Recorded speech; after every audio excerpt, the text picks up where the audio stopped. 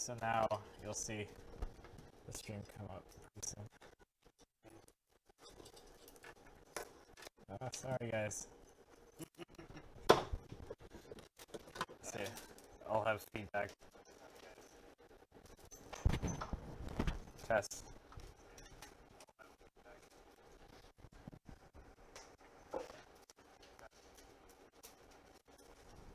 So this is a lapel mic, and there's no gain adjustment. Or there's a gain adjustment, but it's behind the battery box.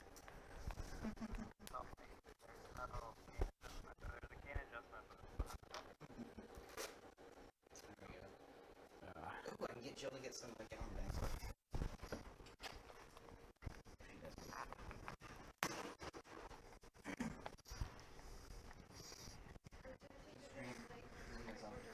Yeah.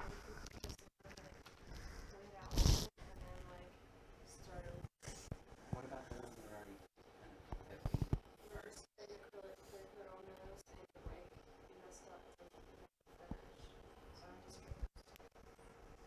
No screwdriver. Yeah, flathead or Phillips. Yeah, that's fine.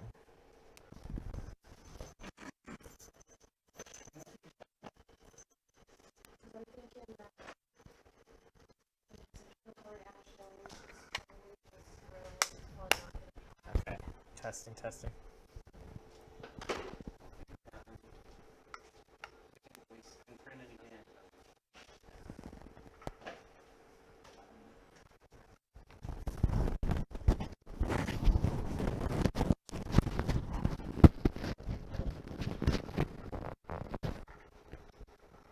There you go, that's better.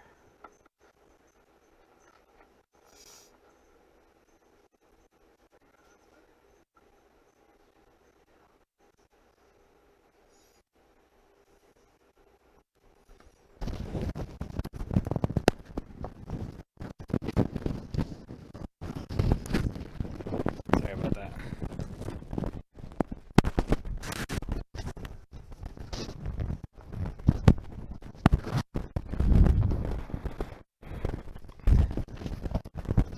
Let's do this. I can't figure it out.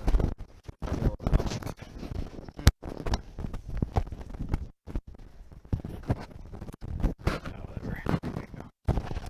It's just gonna sound scratchy anyway.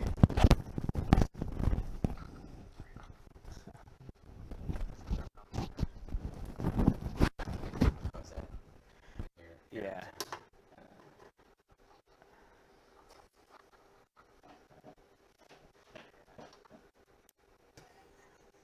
It's funny to watch. Yeah. Oh, I know why. Testing, testing. Oh, I know why. Testing, testing. That's 100%.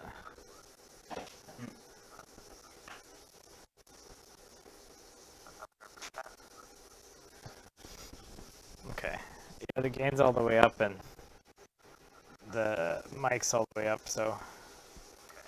So the gain's all the way up and the mic's all the way up, so. You don't have the sound turned all the way up. Yeah, I do now. Oh, you do? It's pretty quiet now. Yeah, I do now. Hold on just a minute. I may have another solution to test.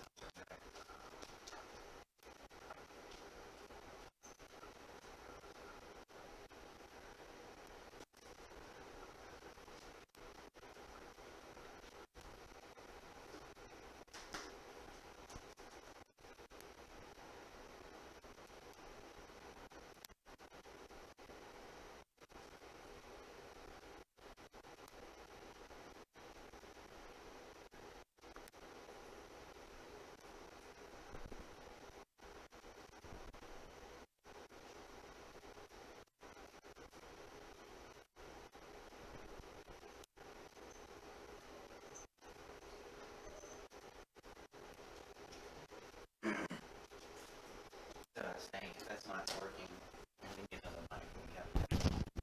Oh, headset, yeah. I think this will be okay. Okay.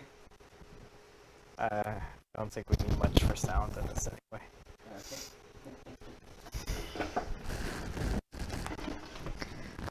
Okay. Plus, this is a test. I was going to use the snowball mic anyway. Usually I would use a snowball mic, but you have to be like right in front of it for it to work properly. Like, I mean, they're omnidirectional, but they're not sensitive enough to hear you. Like, that's the problem with live streaming with like IRL stuff, is you have to like have a really either good sensitive like shotgun mic type setup that can hear you from the room, or you have to project, or you always have to be facing the same direction. So if you're working around an object, you have to have probably the microphone around that object. I don't know. Yeah. Anyway, here let's move this cam here. So this is the E3Dv6 from, where did you get this from? Illustrator? Illustrator, yep. Yeah. Check out my apps. There you go. So this is the CR-10S. Let's see. So we have a BL Touch that we added recently. Took us a couple of days to get to that point. The what were they called? The balls? Yeah. For a dampener. Couple little upgrades. The big one is he has the strut bars. These big strut bars. And then we put Marlin 1.19, I think, on this. Yep. And that's pretty much it. So we're gonna put a good hot on it, because it really needs something better. I get the small one out, so I'm gonna turn it off. Okay. So I'm gonna get this out of the packaging. I get the wire snips. I got wire snips here. Yeah. You can never have enough wire snips.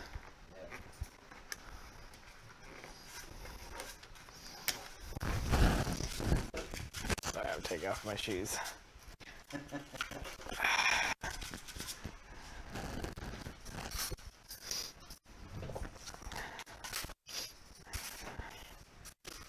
My nose got congested all of a sudden though. I don't really like sniffling the mic. There we go. I was looking at this and was thinking, maybe I'll snip this off. But I'd hate to do that and suddenly have a hole in it. Yeah. You can always patch a hole. Yeah. It looks terrible. Alright. Let's see what happens.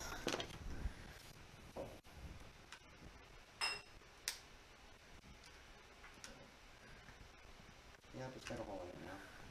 Let me see it. Doing that and suddenly I see a hole in it.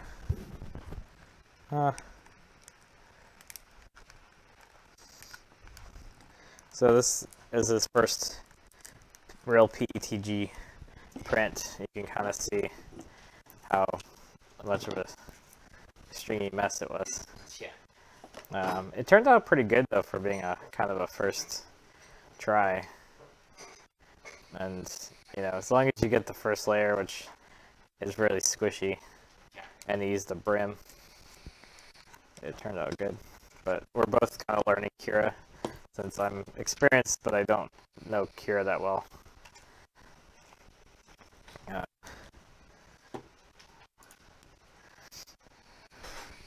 So this is the Petsfeng. So let me get my box cutting knife out.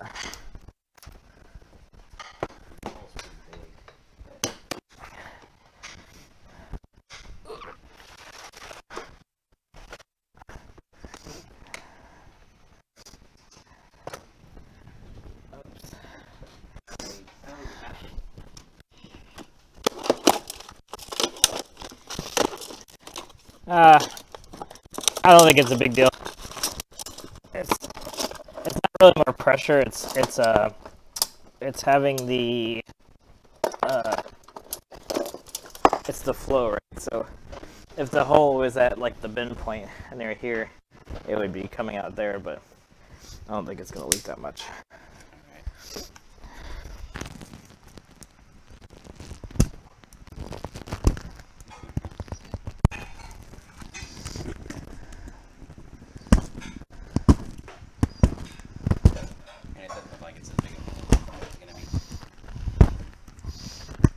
Yeah, I don't think so.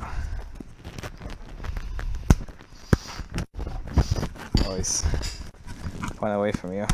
Yeah. You don't want to do what I did a couple months ago. I took an X-Acto knife and I slit my finger open. Oh.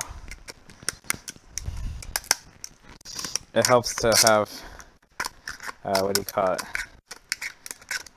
X-Acto knives are nice, but for this, a heat gun would help.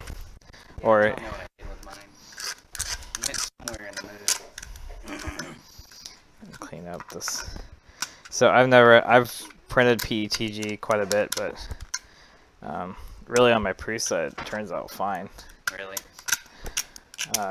Because I used Joseph Priest's settings that were pretty decent, and they're for simplified 3D too. Like I don't. Yeah.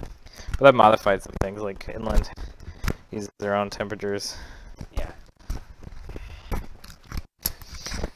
Oh, I should have brought. It was my reaming tool, or it's not a reaming tool. What's it called? It's a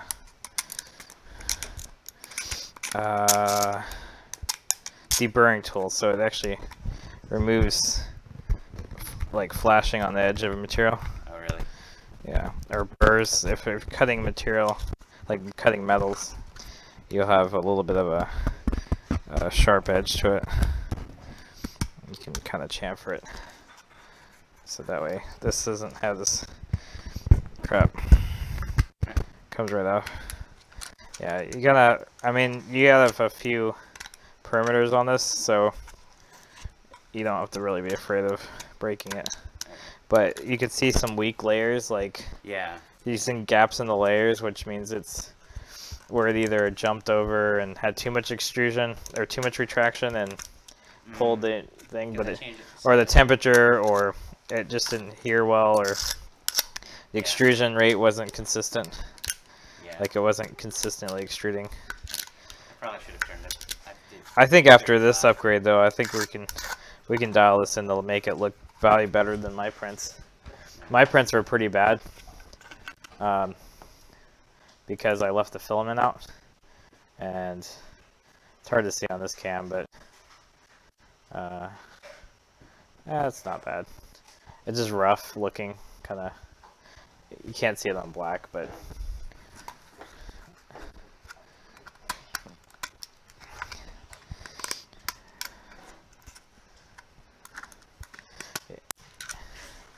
yeah, like at midnight, nobody on a Friday night, nobody's gonna be watching a stream. Nobody will watch the stream, but this is a good chance for us to test it. Like if you wanted to run a stream, you can get OBS, which is free. I paid like $60 a year for this program called XSplit, and it has a couple of features that OBS doesn't have. But basically, you get the webcam, you figure out where the sources are, you check the audio, make sure you have good audio. Usually, like I said, you can use a Snowball omnidirectional mic, like you can use that one. And I bought it was $100. It was a audio interface, so you can plug a guitar into it, or anything with XLR jack. It was like an XLR to USB conversion with gain control and stuff. So for the robot competition, I take the microphone from the PA and just pipe it into the stream, so you get direct microphone input from the announcer that the audience hears on the PA, and the stream with the changing of scenes, the output goes to the TVs that the audience sees. So the audience and the streamers both see the same stuff, which is really useful. And then I set up 3 cameras in the arena so that we don't have to, because I had it where I manually was rotating the camera. You dropped all the screws. Yeah. I think that was opened up.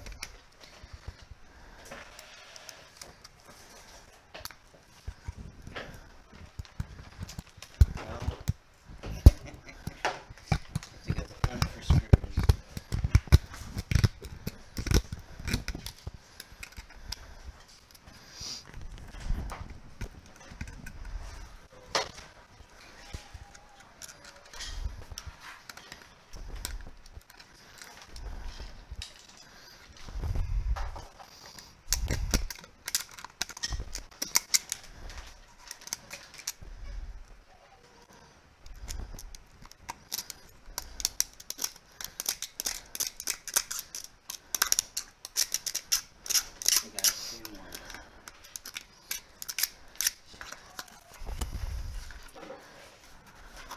I don't think I'm allergic to cats or anything, but man, I like got real allergic all of a sudden. It's probably the weather too. Yeah. This weather kind of sucks. Been getting a lot of rain. It's cold and wet. Well, I lost it. Oh, I heard him go everywhere. Yep. I think I'm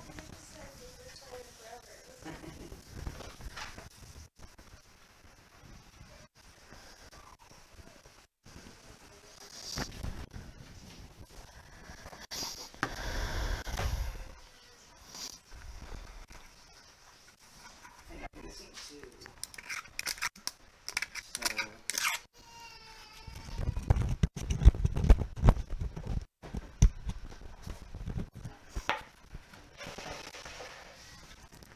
If you need me to get up, I can.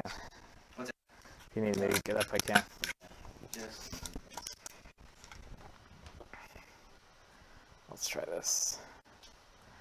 And let's switch to. There we go. Not finding any. They might have gone way over there. They couldn't have gotten throughout the room. They all bounced. Yeah.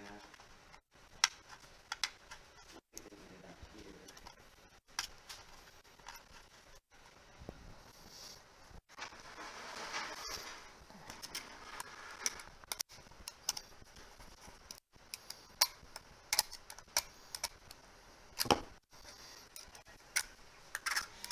Of course.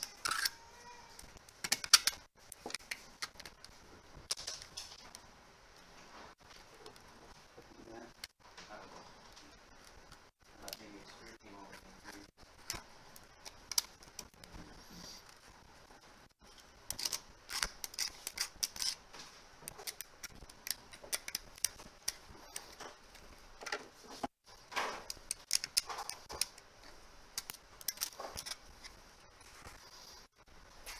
Yeah, I'm missing two screws.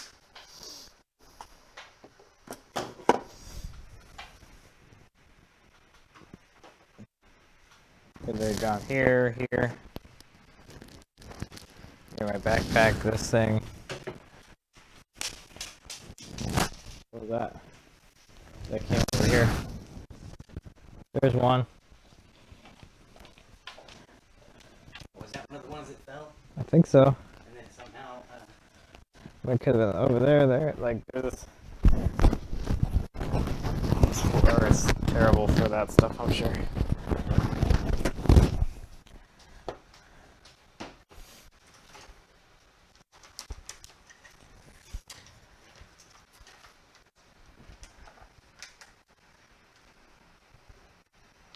Well, there's 8 screws in here now.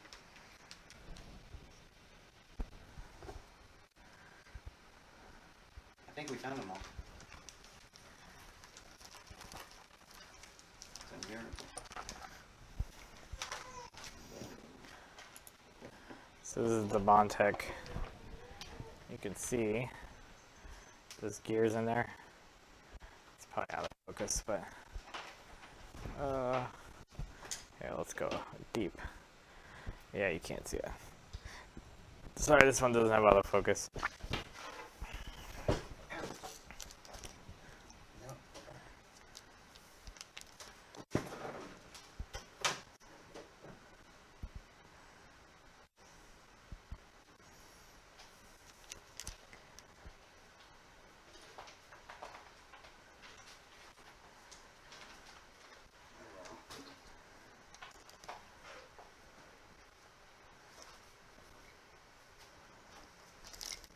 This is so cool.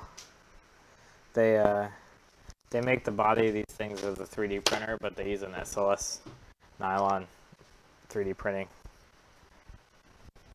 So these are actually made with like sintered nylon powder instead of like just FDM printed. So they get really tight details, and these parts are like super strong too. That's awesome. Oh, hello. Thing pulls out.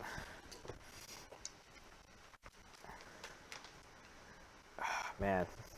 I'm missing one bolt. Or one nut. Well, we'll see when we put it on.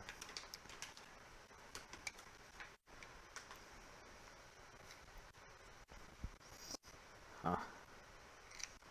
And then I may get some whenever we take the old one off or something. And then they FDM print the inlet right there.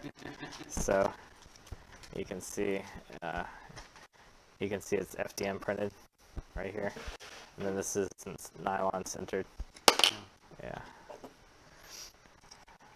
But they have a nice logo and it's really professional. But you could tell it's very like rep still. Like the gears are what you're really buying though. It's these special profile geared teething. See here. And that's interesting is they're not. Oh, they do have ball bearings on them.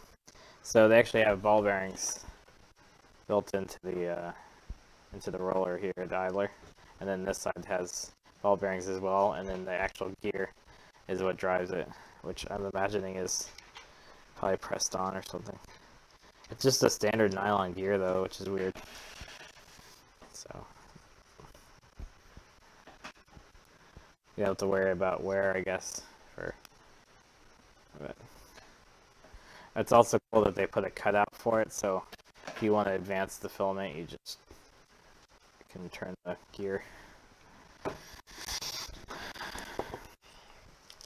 I think I have one nut down.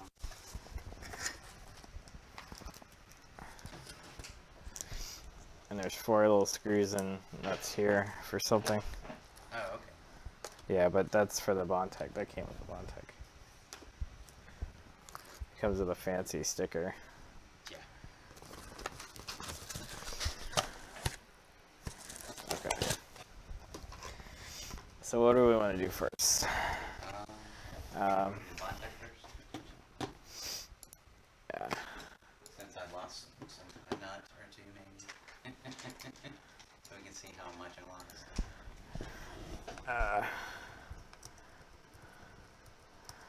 Oh, there's one. No, that's not. Oh, something shiny.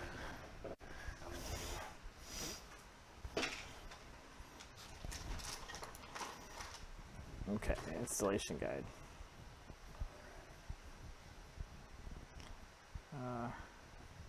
It should say how much. Yeah. 4 bolts, 4 and 8. That's these. Okay. Oh yeah, because that was for the mount. Yeah. So take the extruder off.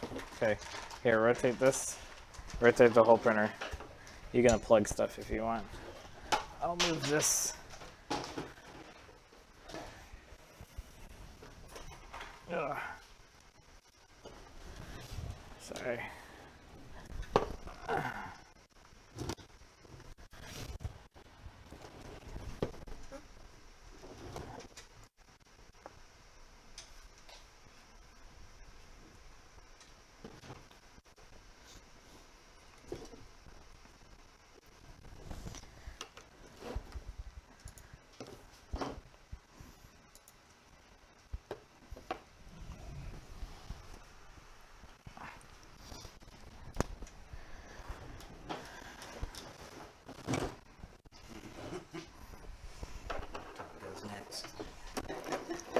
Yeah, I got all this stuff. You can move the box over just to get out of the way. Yeah, or the power supply too.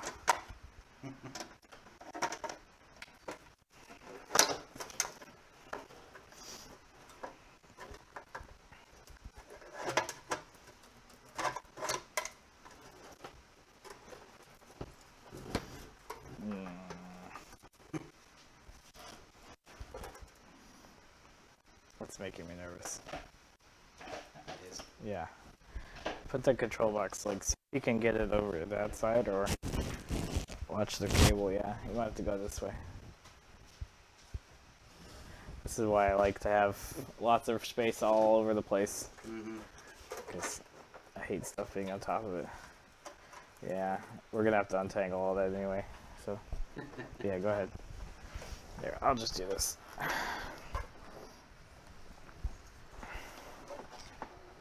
We got enough room over there. Yeah, just unplug as much as you can. We're not gonna need it right now. Okay.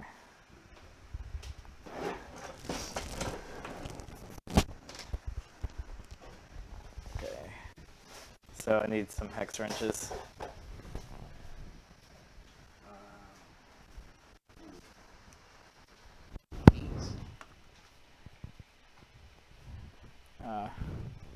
Yeah, that's fine.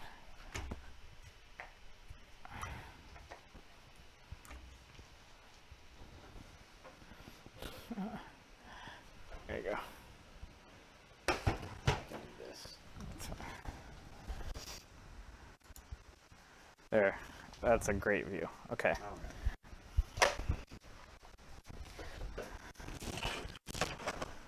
I also have that and the instructions. Does it smell like that, like grandma perfume? Yeah, it reminds me of it's that Elizabeth Taylor letter called Love Diamonds. I kind of always wanted this. That I had trouble trying to get that off. I think it's push it in and then pull. Yep. Keep pulling.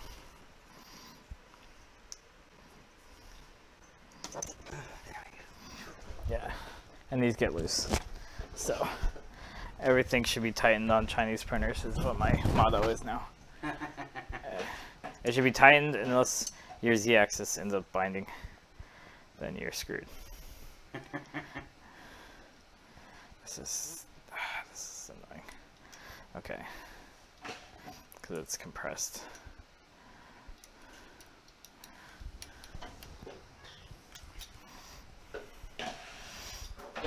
Only.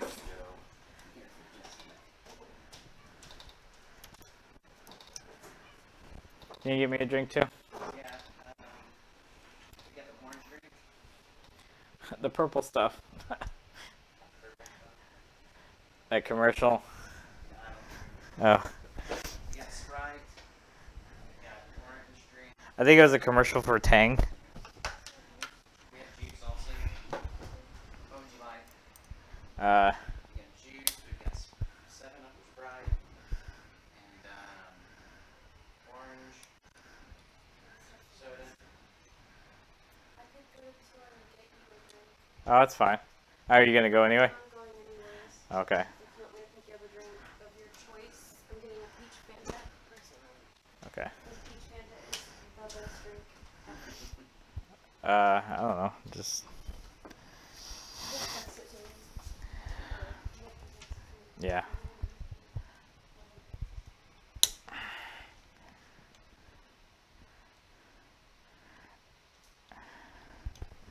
Anyway,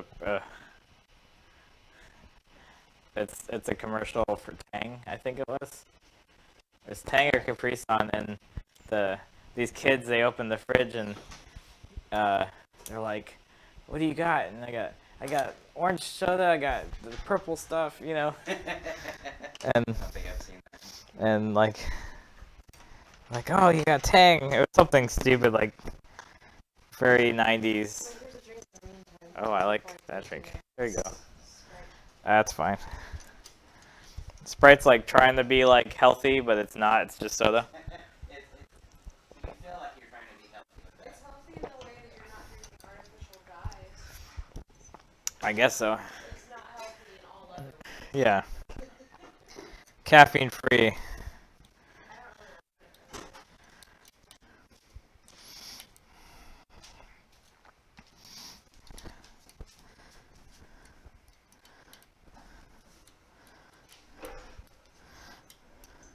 So it uses the original motor. Yeah. Yeah. Original motor geared down, so you get like 3 times the torque or 4 times the torque. Oh, nice. And so that means when we go in our our settings, the diameter affects, because you have your circumference, right? So the diameter of the gear that's pulling the filament changes the feed rate, or the steps per millimeter. So what you do is you calculate, or they might actually give you the steps per millimeter, but essentially it's basically how many pulses of the stepper motor does it take to push the filament, how many millimeters. Oh, okay. And that's the rate. So you can figure out, that way you can have an accurate, the slicer has an accurate measurement of, or the printer has an accurate measurement of how much filament it's pushing out. Okay. So you're doing like volumetric, it's like a backwards way to solve like volumetric stuff. So like if you have a bunch of, you essentially know like you're reducing it down to a 0.4 millimeter nozzle. If you put 0.4 millimeter nozzle, you tell the extrusion rate like 100% and stuff like that. It's just going to tell it's going to figure out like how much filament do I need to put down at this time. And so if your printer doesn't know how many turns of the motor it takes to push that much filament, you're going to get like over and under extrusion where it looks like a blob, or it looks like it's going to fall apart if you look at it. So, and you've probably had both of those. Yes. Okay, so here's old spare parts.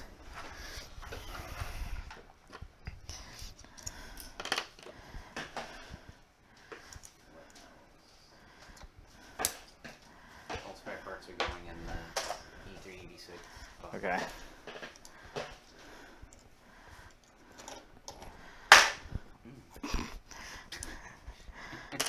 Dude, I forgot to tell you. So yesterday, the first PETG I tried to print, somehow it got gooped on there and it threw the glass bed off.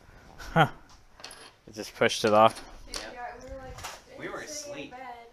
Well, I was not asleep, but you were asleep, and we were sitting in bed, and then I heard a crash, and I was like, "What was that?" And you were like, "I don't know." And when you got up and came back, you were so shocked. Yeah, I didn't never know this happened.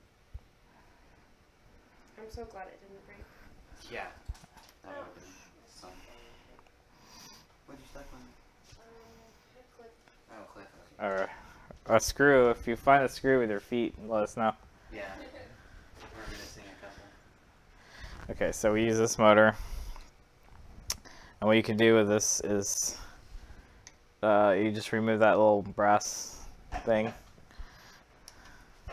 This right here? So, no, right here. Oh, no. Okay. This is your brass. This is the thing that fed the filament. Okay. And it's terrible. Because it's basically like this profile. Like you have a triangle profile. Show it on camera. And it's basically like, that's the only contact on the filament is that basically trying to stab in the filament. It's not like, I don't know, like I don't think the profile is correct. But it's cheaper to make these gears than it is to make like the Bontech gears. Yeah, well the Bontech gears are like specially machined, blah blah blah, for filament. Plus they're curved, so instead of just being flat, where you're just pushing on one like edge of the filament, the teeth are actually curved, so they're actually hugging kind of around the filament on both sides.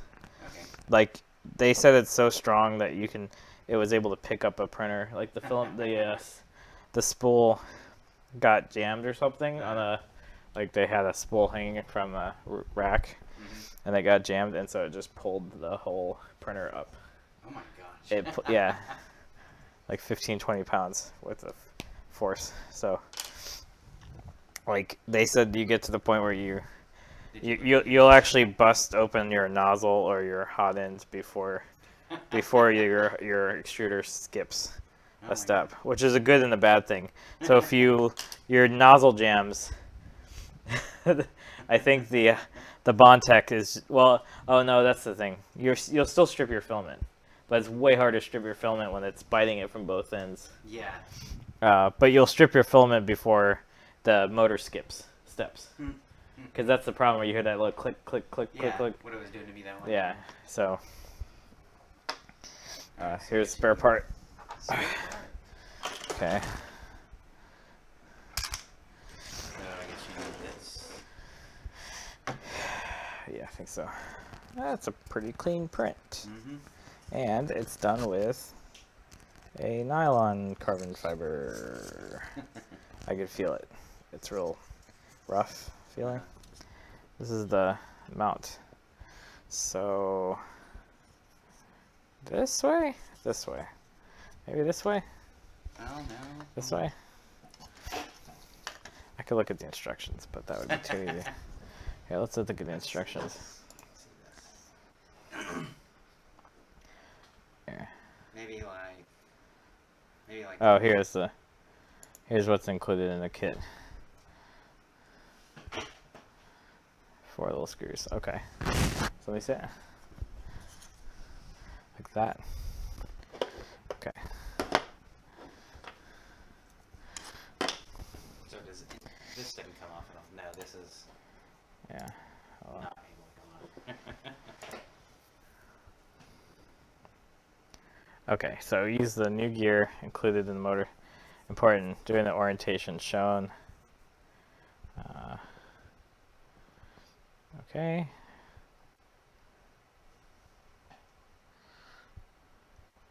One to 1.5 millimeter clearance between the gear and the motor. Okay, so this is the gear. Right here. Maybe tell you the wrong way and the right way to print it. To do it. And I'm sure people have done the wrong way. Yeah, we got all our knives exposed.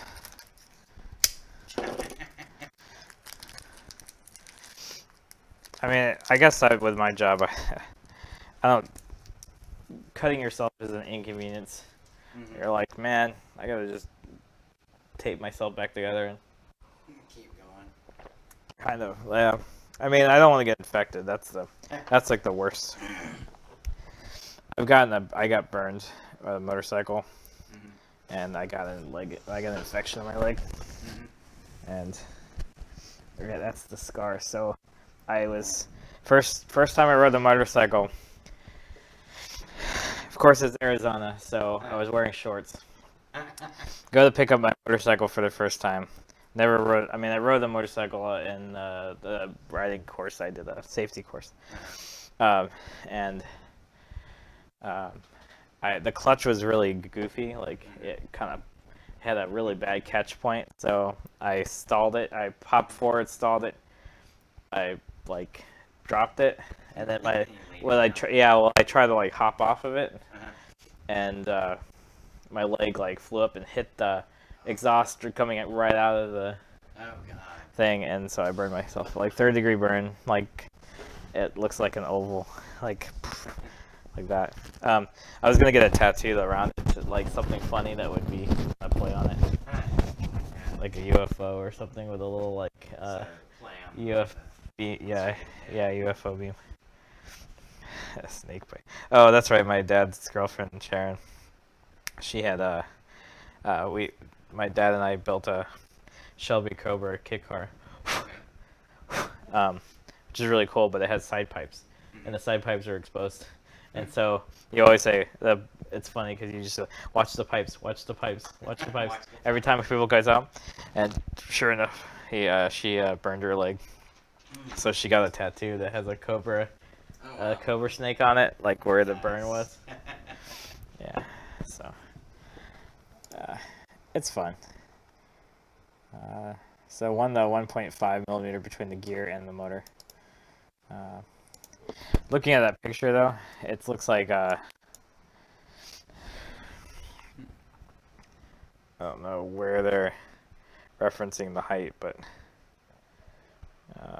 that's about 1 millimeter. Should we get the... Well, it's so big, like the bite path, like it doesn't have to be that precise. Okay.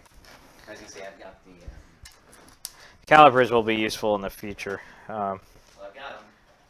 I've got one right.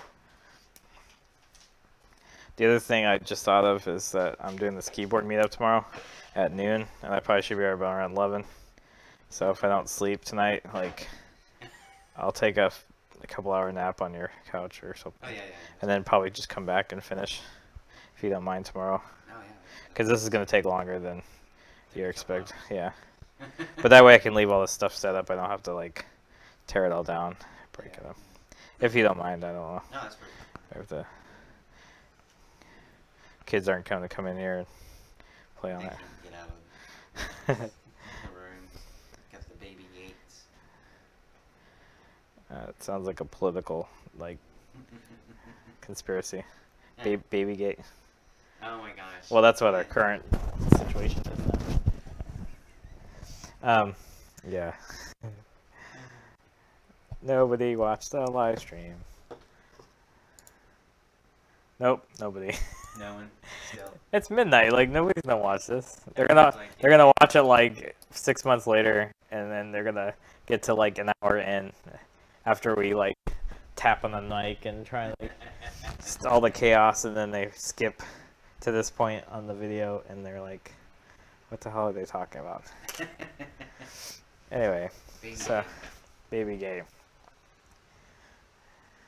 So did you want to use this to measure? Or it's like gayby if you know your baby's gay. Like before they mature, you're like, how is that even possible? Oh yeah, this is terrible. But my batteries are in my other car for my other my calipers that are in the toolbox. So this is the only calipers we got. But for like millimeter, like if I need to know what a millimeter is, you just go boop, millimeter.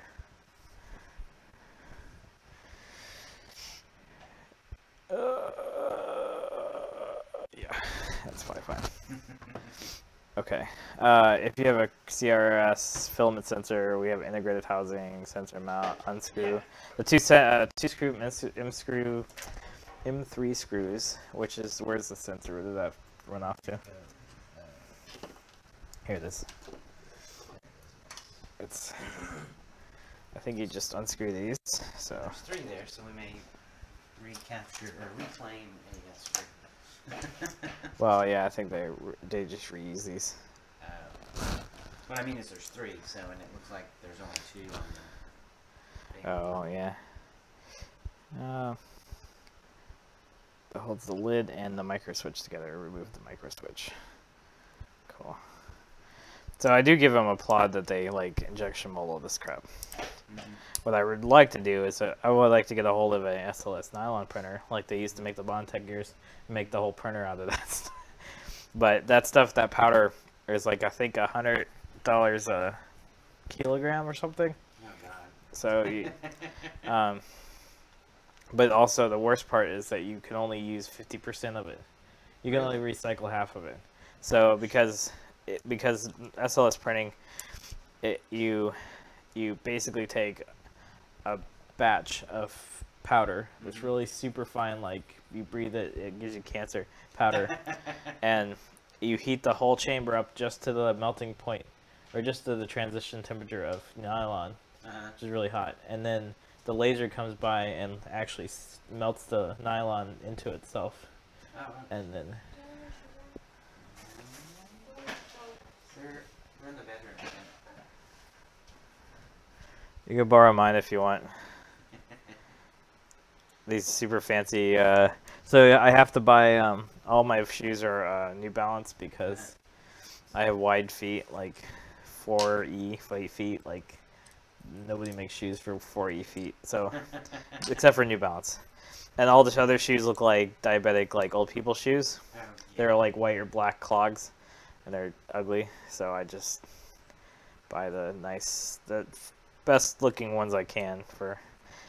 What you have to do when you're kind of short and squat is like find stuff that kind of fits you and then make it look good or not.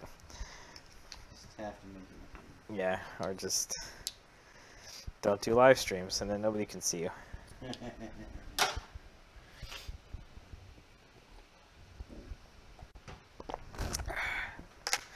So here's the sensor. I'm gonna unplug it for now. Since I think with that little board that you gave me, I think that's a delete. So if the sensor is giving you issues, I think you just plug that thing in there and it just terminates it. Oh, okay. Like it just closes the two together. like the switch together. Because all this is like a, it has an LED on it, an LED and a switch and a connector. It's a really simple board. And then like the filament just rubs against that contact point. Okay. Not the best. That's fine. Just I don't know, like since I'll probably be up all night, like either Red Bull or something caffeinated, energy drink related. Pickles and sugar-free candy. Yay, pickles. Grinding up. Yeah, pickle made ice cream, pickle ice cream. That happens. That exists. I don't know. That's just like this. That's like the stereotypical like pregnant woman like food. I have pickles and ice cream as a pregnant woman just to see if it was like A thing and it wasn't. yeah. Whenever I was pregnant where I ate a lot of sardines and like anchovies. I think you just eat like salty stuff when you're I probably think just it was 'cause craving. I was craving omega fatty acids. Yeah. So, and then whenever I was pregnant with Evie, I ate a lot of like pasta, and when I was pregnant with Max, I ate a lot of those panini sandwiches from Starbucks. Yeah, you ate a lot of Those are really good. Like $200 worth, probably. Yeah, no. Well, that's like 2 trips to Starbucks. Yeah, $200, 2 trips to Starbucks. That 20 was a $25 drink that you can get, or just they put everything on it, like. So. So it. Did you open it up already? Yep. Okay. Cool. Oh, wrong way. No,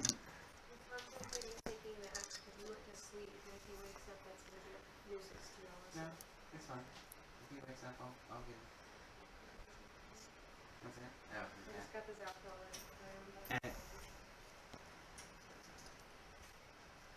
yeah. Just checking the filament path. It's fine.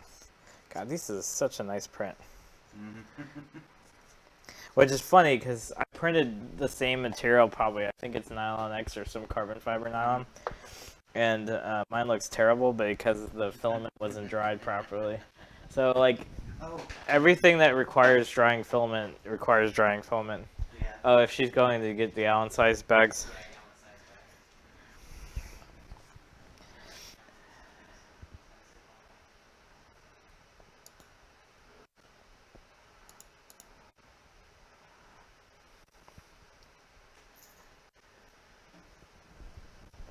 Hey.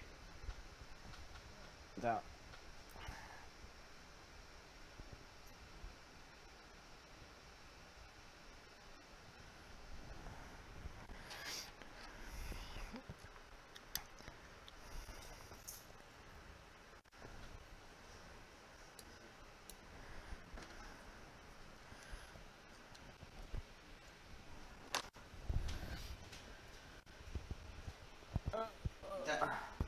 You got a cat help you with the installation now. Yeah.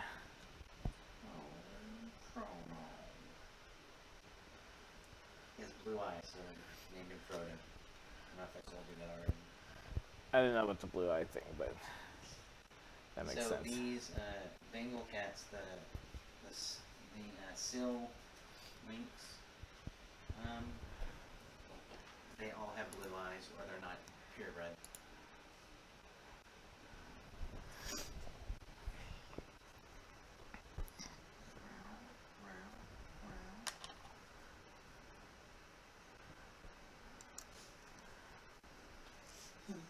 He bit my nose. Okay, buddy, I need my CPAP.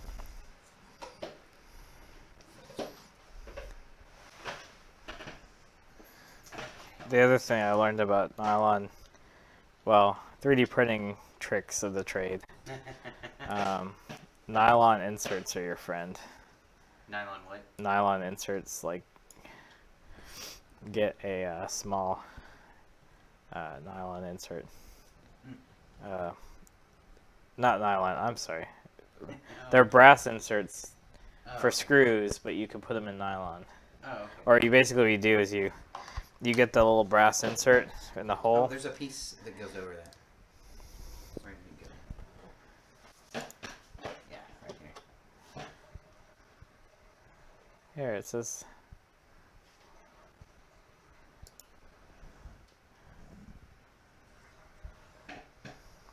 Goes over the top. Oh, I see. It doesn't tell you that though. I know. Looks like you just. Yeah, it just Two screws. Okay.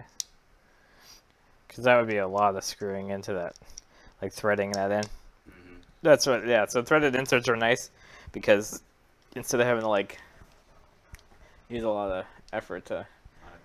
A lot of torque to get it in. You can just like you use a soldering iron and you get the brass insert hot and then it melts its way back in. Super easy, nice, and then you put it out and then you screw right in. And then you just tighten. You can tighten it a lot more because you don't strip the plastic. You strip a lot tighter to strip the thing, and then it melts in, so it's really strong. So like on the robot combat stuff, I got hit hard enough that it shattered the PETG, but the nylon inserts were still, or the brass inserts were still in the holding it together. So there you go. Oh, that's cool. God, they get their tolerances on it. I wonder what printer they use. I don't know. Oh, they might use the Markforged, I think. The Markforged is like a really good like nylon carbon fiber printer. They have the Markforged makes one that has a continuous feed or a continuous strand of carbon fiber going through the. So when you print something like this, it would have a continuous strand of carbon fiber embedded in the nylon. So it has two heads. It has a nylon head that's printing, and then it has a carbon fiber thread. So you can make parts that are like stronger than steel. But that's why I love like this Teflon stuff, or the not Teflon. There's another material. Nylon SLS is one of my favorite. Like it's just so tight and good. Like, well, 3D printing nylon FDM is good too, but you got layer adhesion issues. So if your layers don't bond to each other well, like they'll split at the layer line.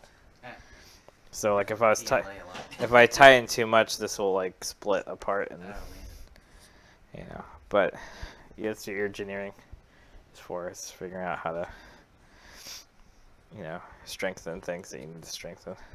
But that's why I like the robot combat stuff. It's a lot of fun. But yeah, I'll be doing a live Twitch stream. Probably I want to do 7 consecutive days of Twitch streaming if I can, because I have to do it within 30 days. Okay. I might actually be too late now. What's it for? To get affiliate status on Twitch. Oh, okay. Because you have to have a certain amount of days, a certain amount of viewers, a certain amount of followers. I've never had anyone actually view my Twitch stream. Well, you gotta share it. Actually, I take that back. 1 year during Extra Life, I had one friend opt in and sent me. Here, clip off some filament for me. The filament right there. Oh, this? Yeah. How much? That's fine. I just want to test this.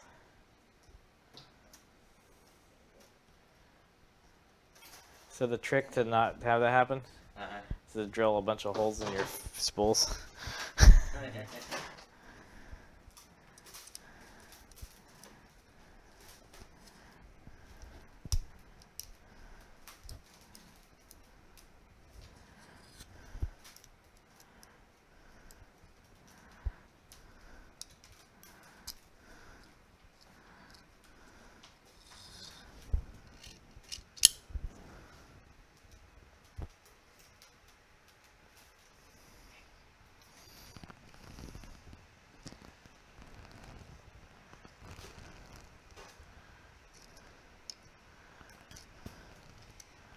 while before I try PTG again.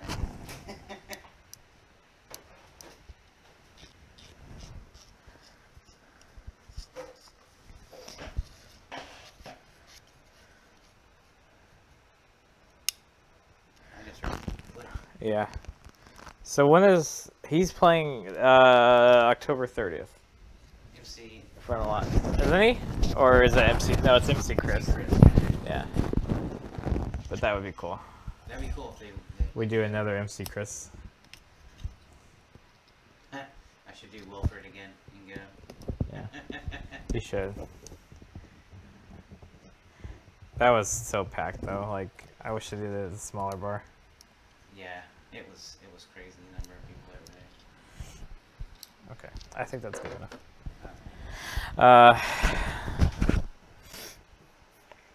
It's funny where it went as it was going through the old thing, the ridges on the freaking filament.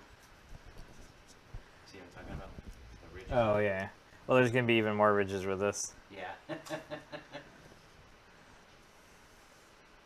This is. It looks like it's mirrored. Oh nope, I'm putting it the wrong way. Boop. There you go. Like that. And then, how the hell do you mount this thing?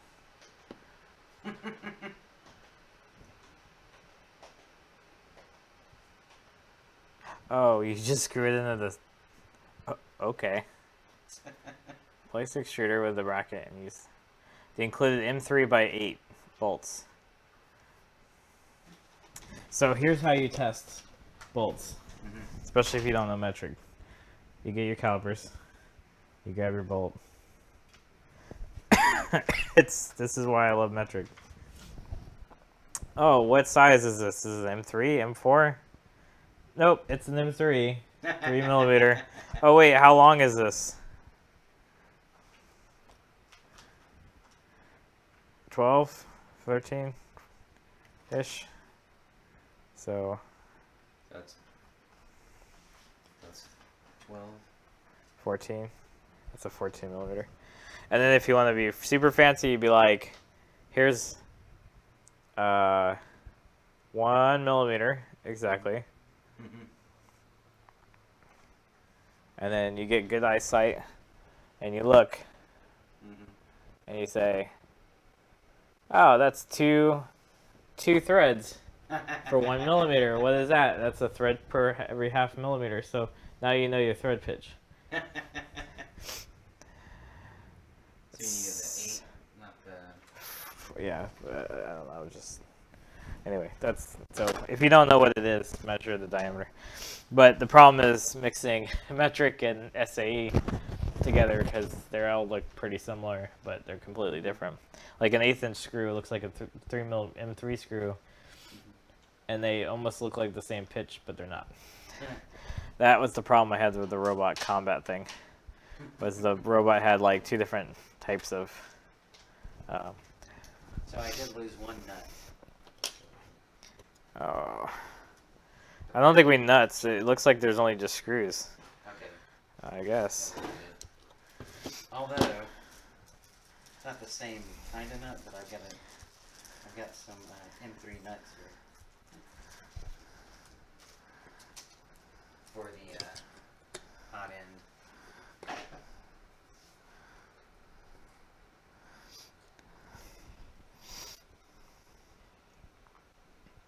Oh, is it good? Oh, here is.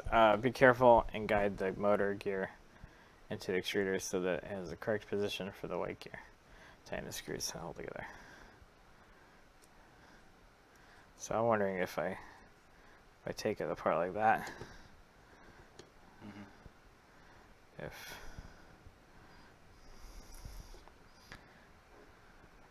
uses alignment pins to hold this together. This is such a nice design. These are what, $100, $150? I thought it was like 100. It's like 80. Really? Oh, totally worth it. So, man, how does that doesn't match up. Yeah, it does. It's not seated all the way. Oh, okay. Problem is I'm trying to get this white gear to like mesh with this gear.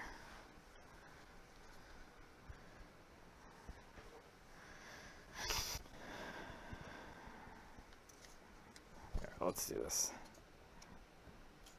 Let's remove this part. Put this down. Put this here. Oh, and then spin it till it goes in. Yeah. There you go. There you go.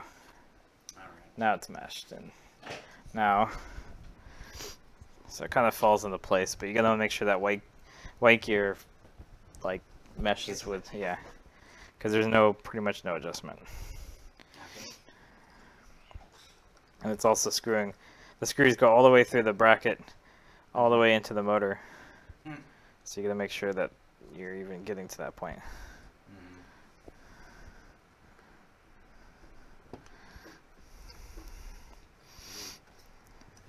It helps to get the right size Allen key Yeah. when you're doing this.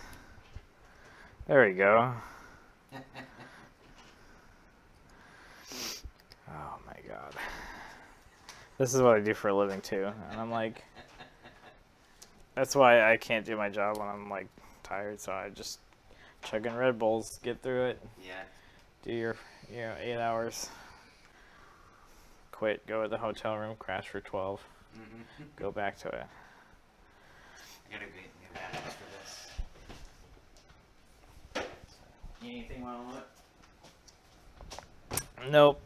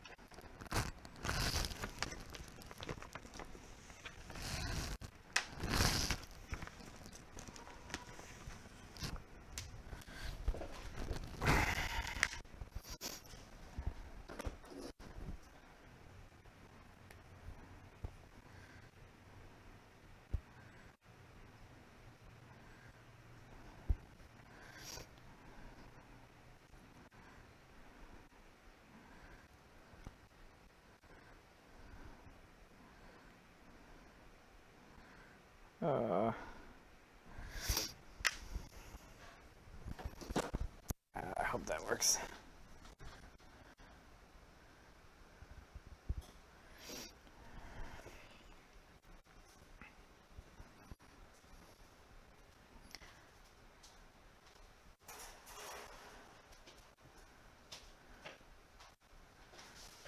Oh, nice. they show you how to you take the connector and you reverse the polarity of the motor so that it goes backwards because the gear actually reverses the direction. Oh, okay. So we've got to do that. Yeah, but these were 10 millimeter long, not 8 millimeter long. Yes. So they might be too long. Oh wait, that's one of the. Yeah, but I took them out of that bag. Oh, you took them out already. Okay. Yeah, but I don't know if the ones we dropped were the 8 millimeter. These are the longer ones. Yeah. That's the 8 millimeter. Well, they're 10 millimeter. That's what I mean. I just hope they're not too long.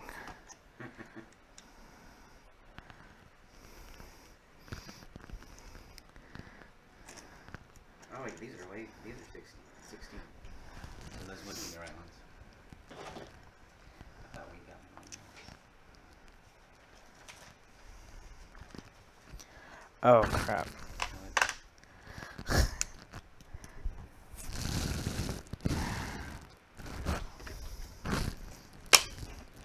Right here. And you're supposed to embed nuts in them. I don't know what these were then. Were they was for something else? For mount putting it on the thing.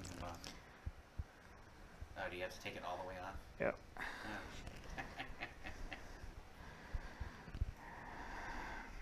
shit. So put the nuts in first and then do this. Okay. Luckily all this stuff is like super easy to service. You just remove the bolts. So if you totally jacked up your Bontech gear thing. I don't know how you can mess this up. Like I don't, yeah, this thing is so solid, like I don't know how you could break that. You would break this mount before you break the Bontech gear. Like it would just rip the it would probably rip, it would have so much torque that it would just rip your mount off the printer before.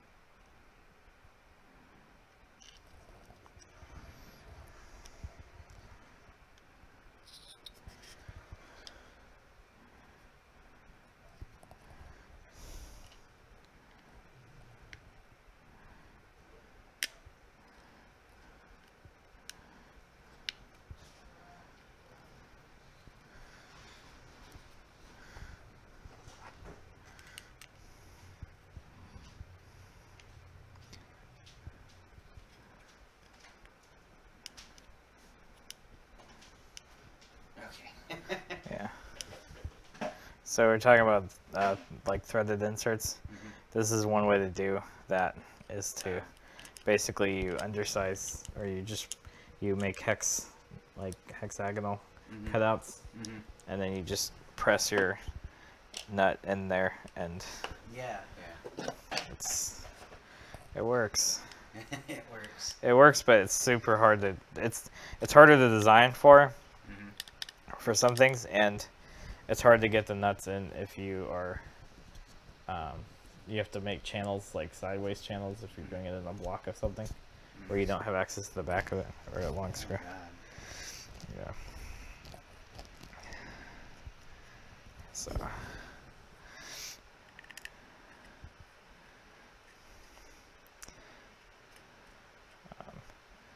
So my new Coca-Cola machine, that's the first time I used threaded inserts. Because my friend Chrissy, I don't know if you met Chrissy. You might have. Anyway, Seattle, yeah. Seattle, yeah.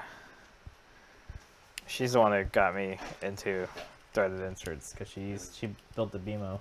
Yeah, I see. Yeah. So. I think she did a talk at a con. Yeah. About it. Were you at that con? Was it PAX South? No, I think she did one. Okay, because I did a PAX South one with her. Yeah, no, which one was that? It was Anime Fest. Ah. Or no, Acon. Yeah, probably Acon, something like that. Yeah. Chrissy's pretty cool. Shout out Ninja Bunny 9000 for nobody watching. We gotta check out. Oh hey, we got someone. 3D Medic Vince. How long did I skip your chat? Like you're probably not watching anymore. This is us being tired from working all day and then staying up all night working on a CR-10. Yay! So it helps that I have like 350 subscribers, but like there's probably one or two like nocturnal people that watch my stream because it gets, if they click the bell, they get notified too. Yeah. Baby alarm.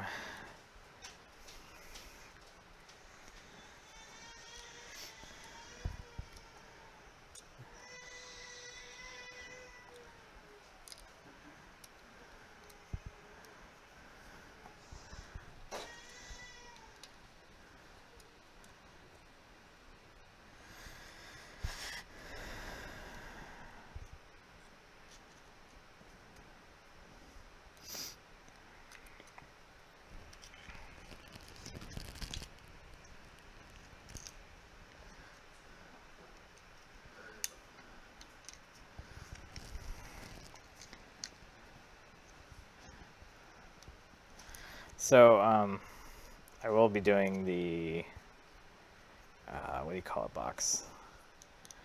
The rep box, pretty soon on stream, hopefully. Ugh. I gotta get a better streaming setup then. Gotta plan it better.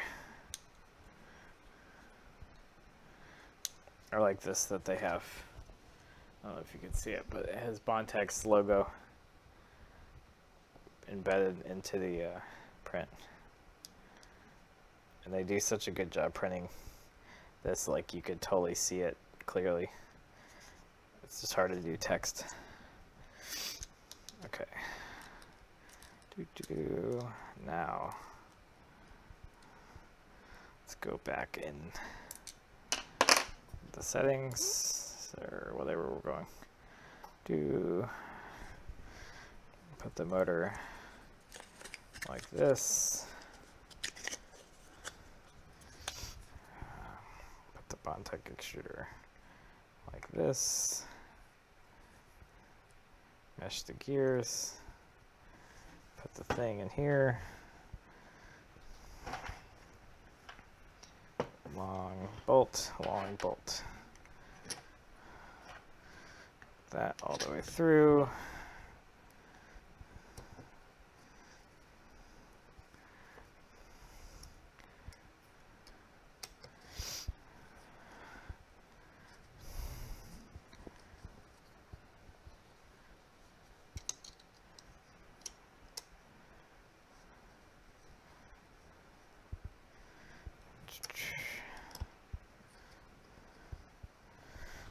Where did it show you to put that?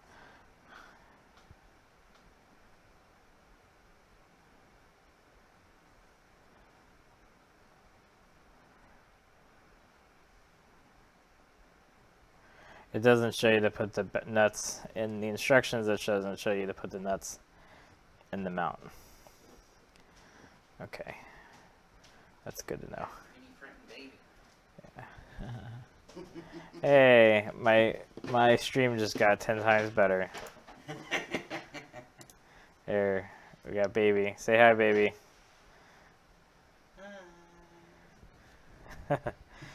Camera's that way, but Yeah. that's funny. Hey.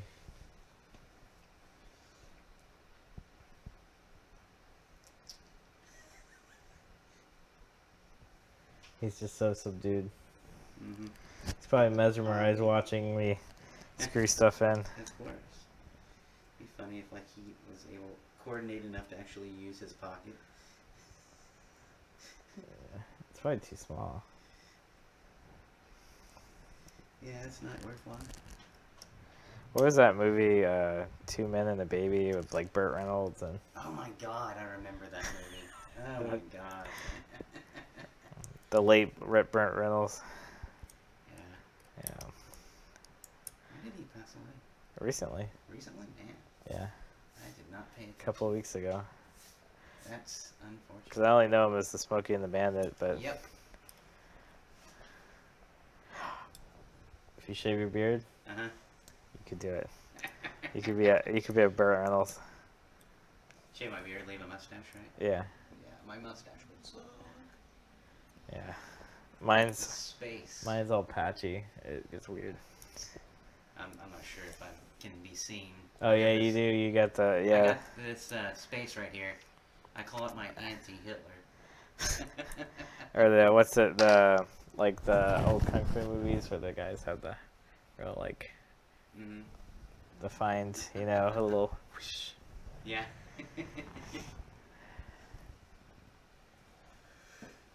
So sure enough, Jill leaves the baby because I tell her to, and then the baby wakes up literally 5 minutes after she leaves. That happens. I'm surprised you guys get sleep at all. Yeah. He was up a lot last night, and then I was trying to learn PETG. Yeah, I'm sorry about that. That was probably not a wise decision. To Did try you that. actually work today? Yes. Okay. A lot. How are you still awake? I don't sleep ever. You would crash and burn. That's how I do it. Yeah. And then my problem is I oversleep, and then I show up at noon, and you're like, or they call you when your boss calls you, then you're like, oh crap. Oh crap! I Yeah. an alarm. Yeah. All of my alarms. I have one that shakes the bed that's like 100 decibels. I just snooze it. Snooze, snooze, snooze, snooze, snooze. Next done. I'll do, just, it doesn't matter. Yeah. Okay, so It doesn't seem like these go in far enough, but are they going too far? I mean, what size are those? it's an M3x8. Yep. No, that's fine. I think they were just crooked.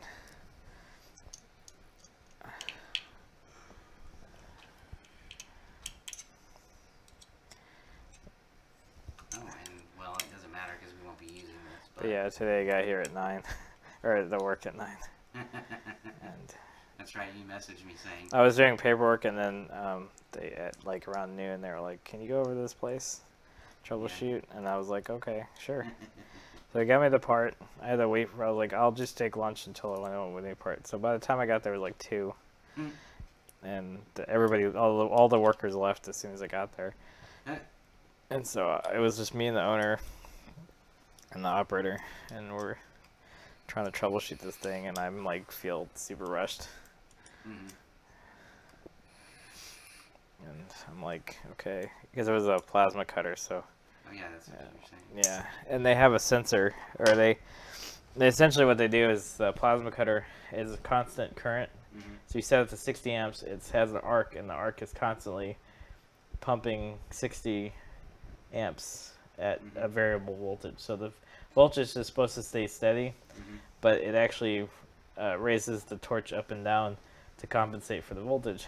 So the voltage is measured by a board, and then the voltage is converted down to like a few volts or whatever, so that the controller board can actually read the analog input. And so the analog input of the controller board tells it how high to raise or lower the torch. The ZX is to make sure that the torch doesn't dive in or raise too high. Well, it was diving in, so I think it was the board. Well, we'll find out, but I recommended to replace the board, and I'll have somebody come out and pay thousands of dollars, and hopefully the machine will work, and that they didn't waste that time. Your knees that bad? Is it your knees or your legs? My legs are all like aching. Always.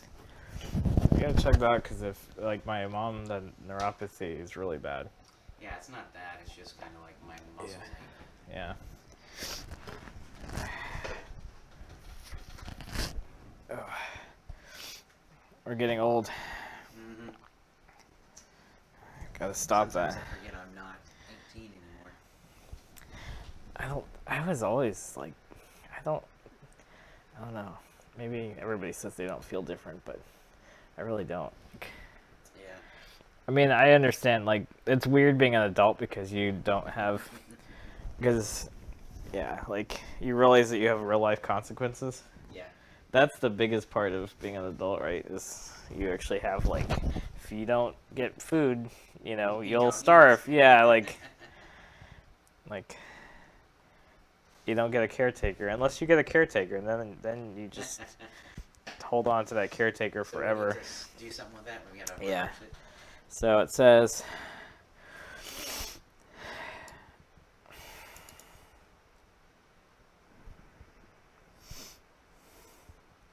this photo shows how the cables are arranged in the connector for the extruder as default.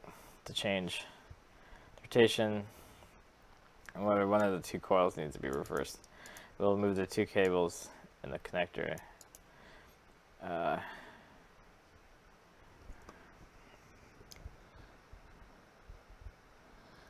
It looks like this is already reversed.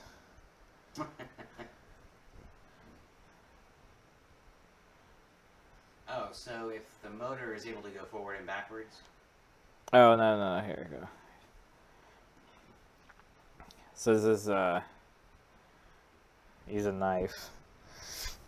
I could do it with this, but... We have a hobby knife somewhere. Well, you gotta lift these little white tabs up. Okay.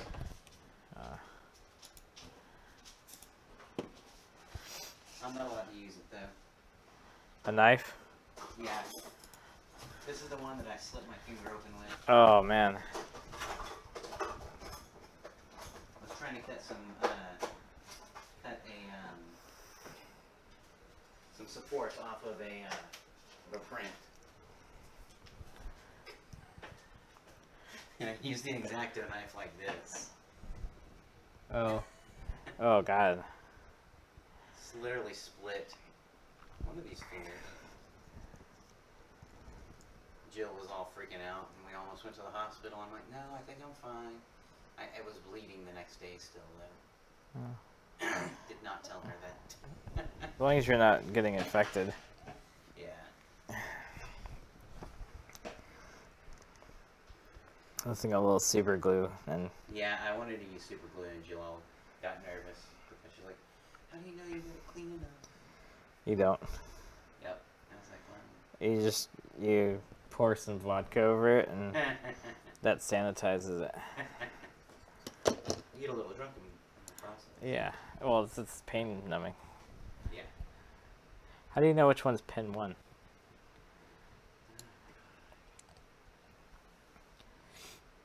It's weird. Let's look at... Well, we'll just go off the photo.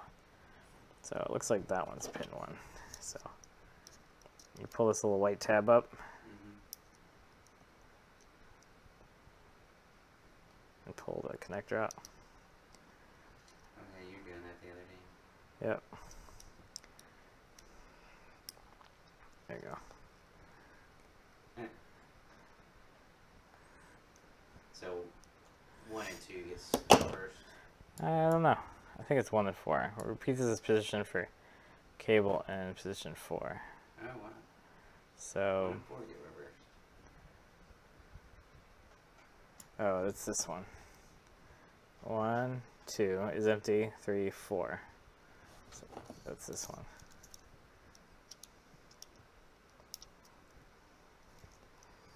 I'm so lost. Me too. That's not very encouraging. Well, we're either going to extrude or we're going to retract, so we'll find out when we turn this on.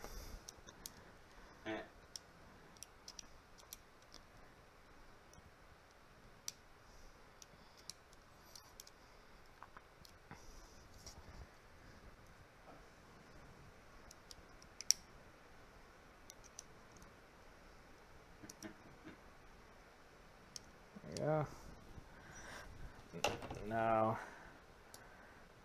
place. Okay, so we're just swapping position 1 and 4. So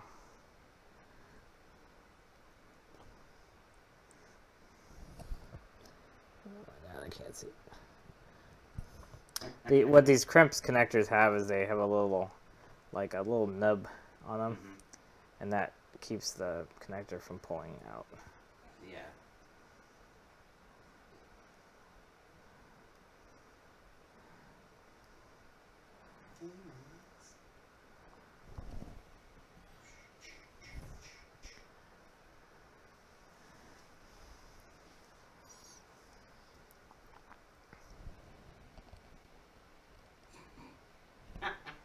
He's like, this is looking fun.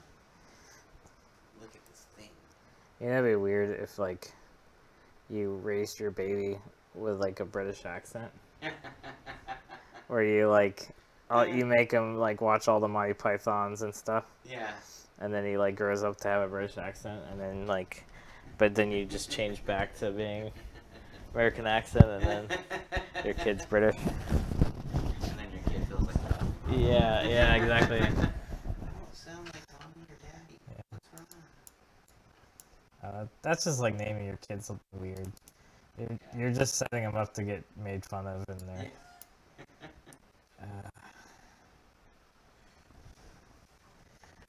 Well, mine looks way worse than that, but okay. Whatever.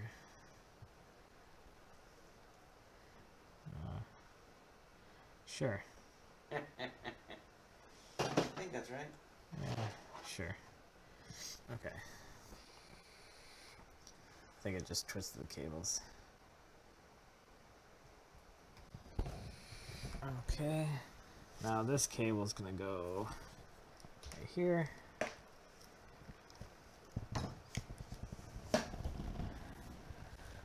Now you can see where the thing printed. Yeah. Since I had it was a little too close. That Magic Goo stuff like goes on pretty much clear. Oh really? Yeah, like you can see it. Mm-hmm. It's like the consistency of. You'll see. Consistency of water. Well, no, it's a gel type. Nah, I'm just joking. It feels like a gel essentially, but it's also organic, and it kind of has a funky smell. Like I use it because the bottle applicators are pretty cool, but they mess with the formulas to try different things. But they have one. Dang it! I was hoping it was see-through so I could see. Yeah, it feels just like a gel pack. Oh. Let's make sure. We need the extruder for the filament sensor. No. Yeah, somewhere.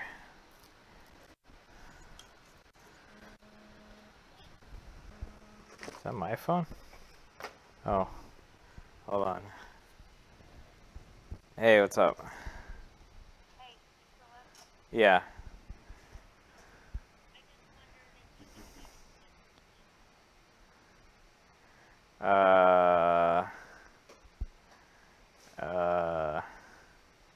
Well, I'm driving to Oklahoma on Sunday, and I'm going to a robot thing on Sunday, and then Saturday is the keyboard meetup.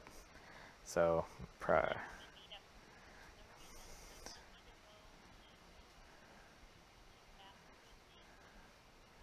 Yeah.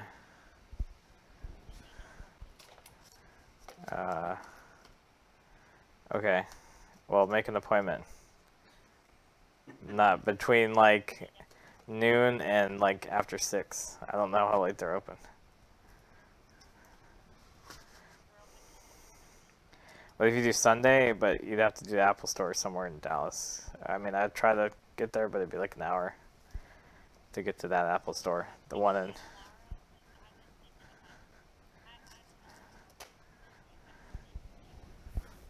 No, probably not unless you do it like early. Well, no, I can't even do that because it's only a couple hours from now. So Sunday would be the best bet, but I don't even know. Metro PCS might be the best option. I don't know. I don't know what's wrong. They'd be easier to get to.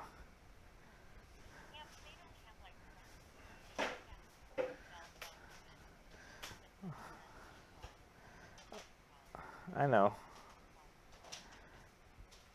We could also just try Apple over the phone too, but I know. What it's because I have to be pretty much, yeah. I mean, during office hours, yes.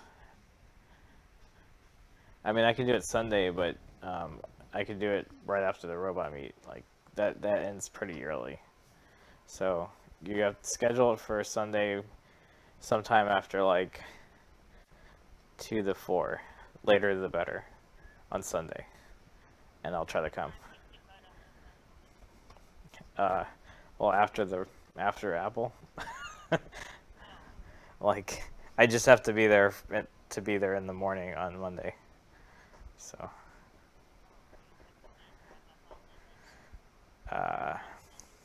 It would be like 5 in the morning, so yes.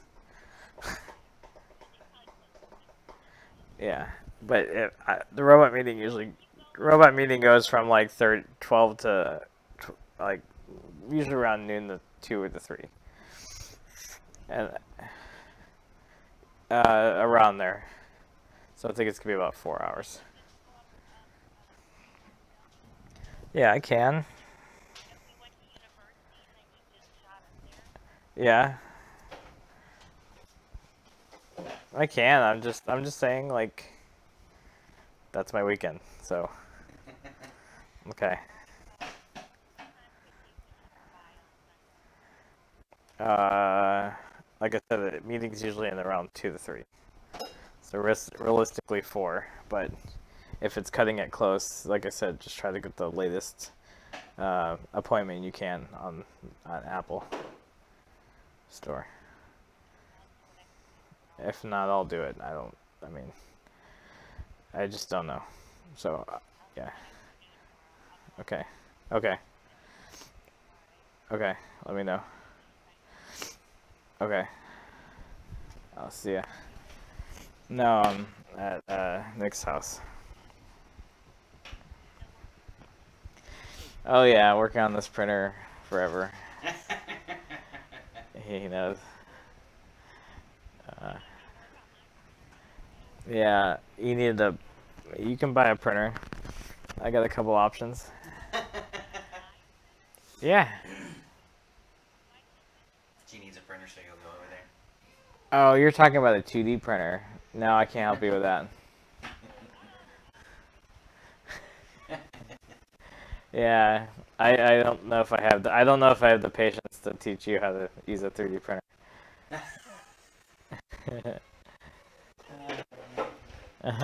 No, I could. You could teach me. You could, yeah, I really could. Yeah, you can really use the one that's a space pretty easily, but yeah, let's do that. Yeah. I don't think we have, no. Or they haven't. I mean, so. Okay. I'll see ya. Okay. Yeah. Bye.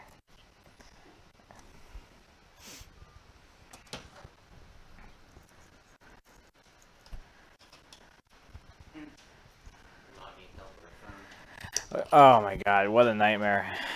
She lost her iPhone. Yeah. So yeah, right? Yeah. So I didn't know to what extent until I went through all of it.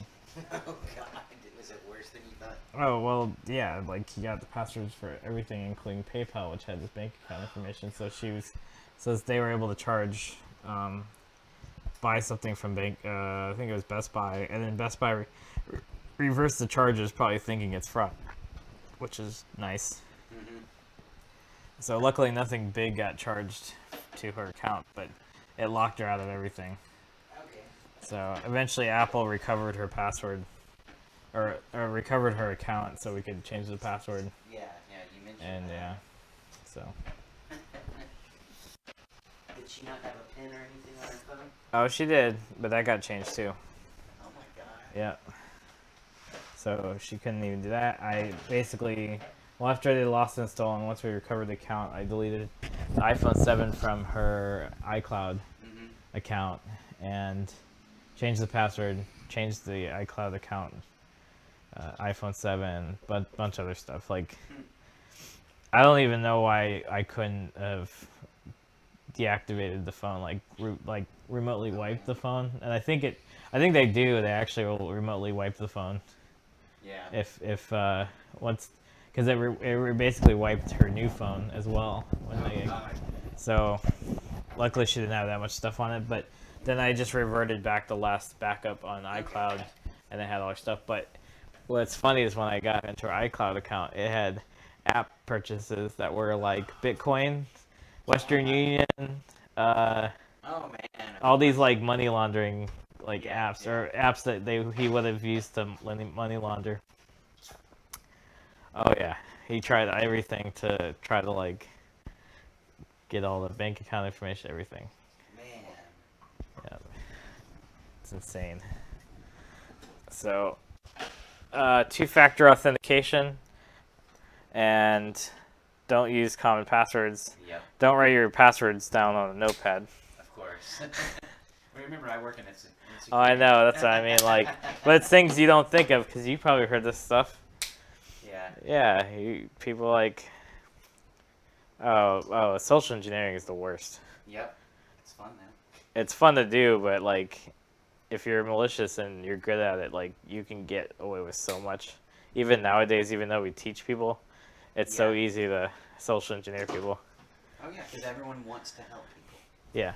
Everyone wants to be like, oh, this guy needs some help. I want to go ahead and help him out. I mean, you could be an axe murderer, and now it's too late. I mean, you already know he cuts himself with the knife, you know. I'll give you safety scissors. Safety wire cutters. Okay, so connect the Bowden tube. Okay. So take the old Bowden tube and then just measure it and make sure it's the same distance. So you should be able to pull this one out.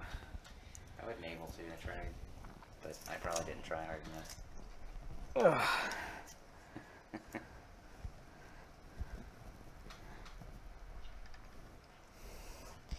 All right, you want to push down and I pull up? I need pliers. Don't. Hold on. You have pliers? Yeah, that's good. I have some other pliers elsewhere.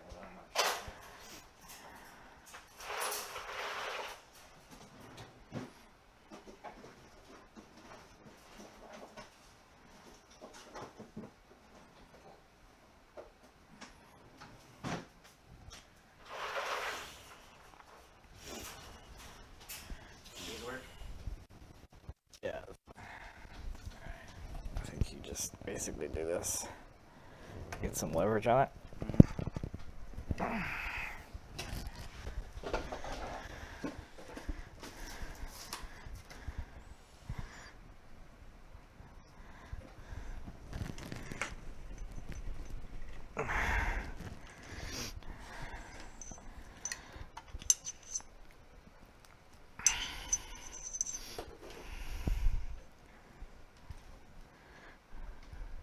We'll probably be changing so much on this, like pretty much all the wires are gonna be different. Yeah. Like, But the problem is we still got to use that. We got to still use the existing wires, I think, because I don't want to have to redo that connector. Nope. Hold on.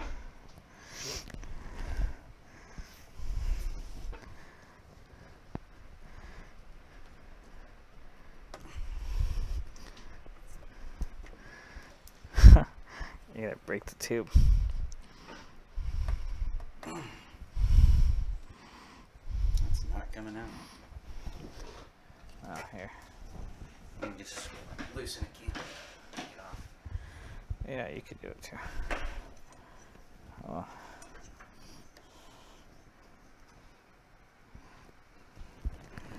Wait, hold on. Let me push it down. I'm not even seeing it move.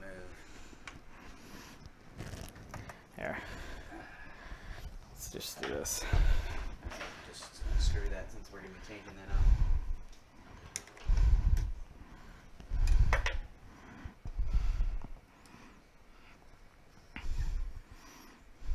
Why?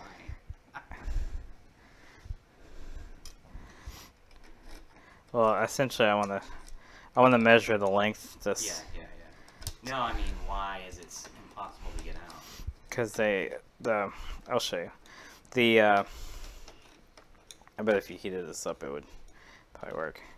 The Teflon tube goes all the way down to the nozzle on these, which is why the E3Dv6 is so much better.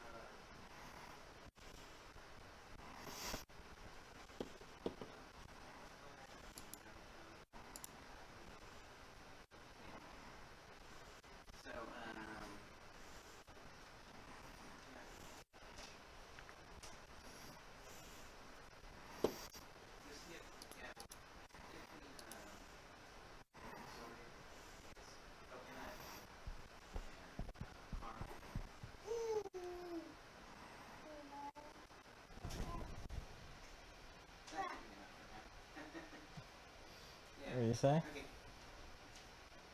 Hmm. Okay.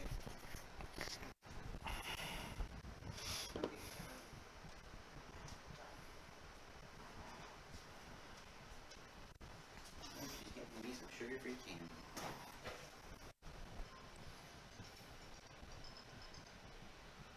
I thought she was calling again. So I think it's pretty much the tube's pretty much burned in. Okay. Or the plastic is swelled, so it just keeps the plastic, you know. You know what I mean? Okay, yeah, so do I just measure this? I'd give you like a little bit extra room, yeah. Here. I'm gonna straighten it out.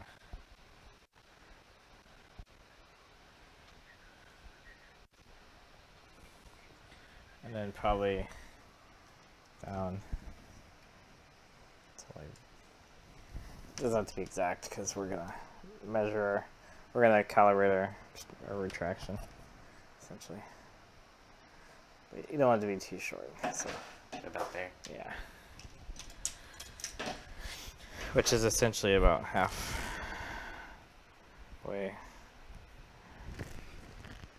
half of this. So,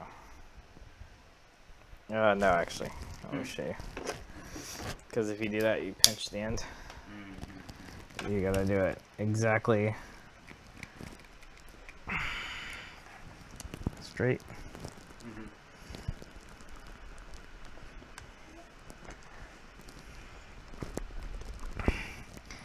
This stuff's tough. Point, isn't it?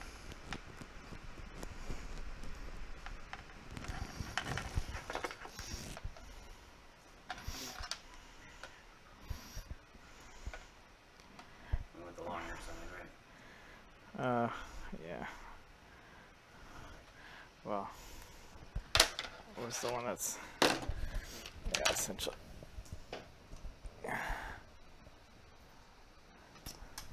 Oh, this one then? Yeah, maybe. Doesn't seem that long, but.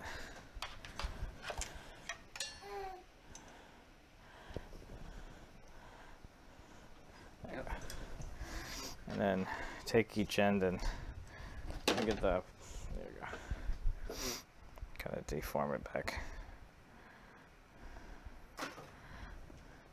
Give it the piece of filament.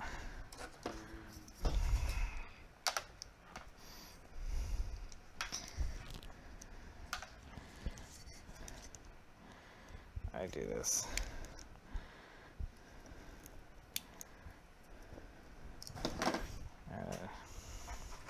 Push the filament all the way through.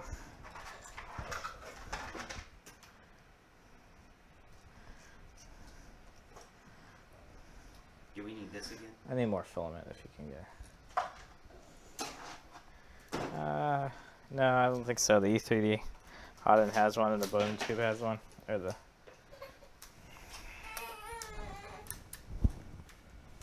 How'd you end up over there? He moved. Is that enough?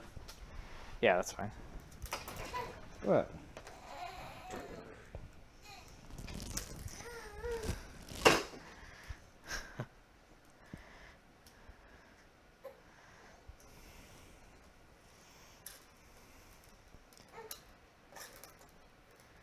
How old is he again? 5 months now? Oh, really? There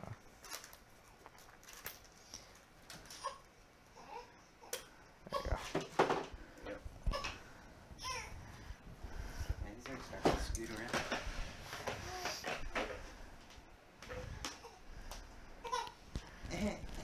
And he's also figured out if he fake coughs, he gets attention. Smart.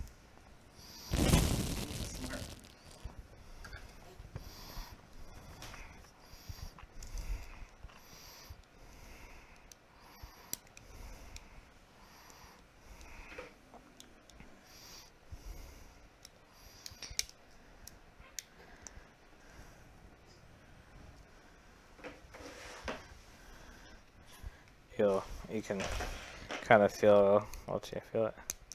You can feel how smooth this is. Alright. It's supposed to be like really slippery. It's like just feeling it, it's really slippery. That stuff's slippery too.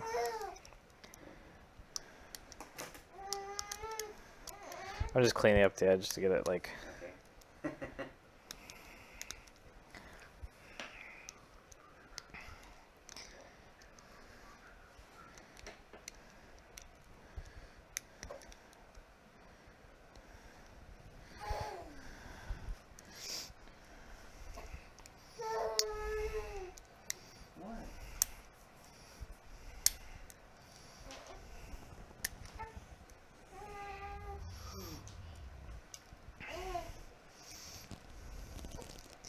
This end's pretty clean.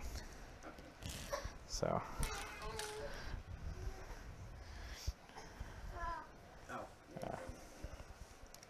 There you go. I still can't get the edge.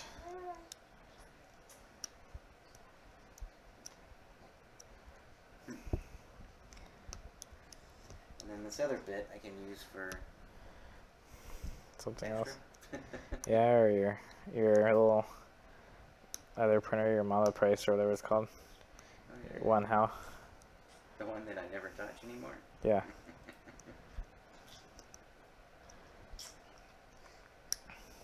So is anyone watching the stream still or no? I think I got 2 watchers. I don't know if that's just me. 2 people. Oh. Oh. Doing reports. He said it's passing time, helping pass the time while he's doing reports. What kind of reports are you doing? Because I'm used to like...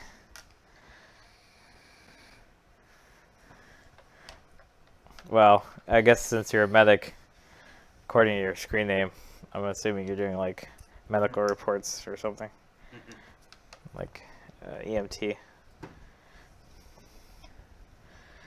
That's what I'd be doing. That's what I do when I drive for work, is I watch live streams. Putting in run reports. Huh. I can guarantee this is way more exciting.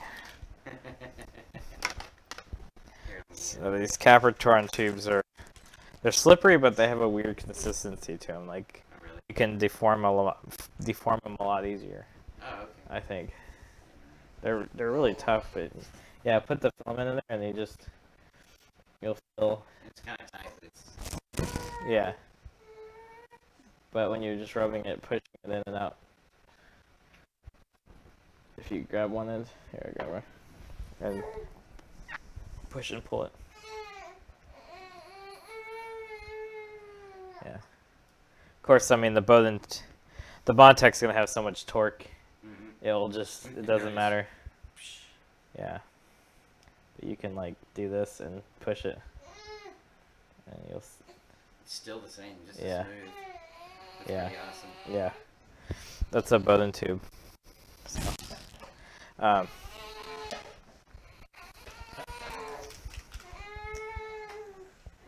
put my somewhat chewed up end on the hot inside. Yeah, well, I tapered it a little bit so that when you push the filament, it kind of goes in. Oh, okay. Because if it's straight, it's going to catch the lip. Yeah. So usually filament goes in one way. It gets retracted, but then it's already fed. But when you're feeding it in dry, you kind of want to taper the ends. Oh, okay.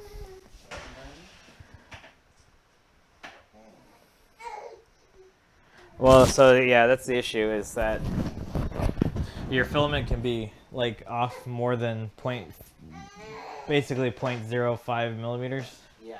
And you'll have problems where it gets kind of caught in if your filament's like really off, like if it's 0.19 or 0.06, like, or 0.16, you'll get like, you'll get jams. But I've been using inland stuff, and I haven't had any problems. Yeah, that's what we had in England. Yeah, I mean, from...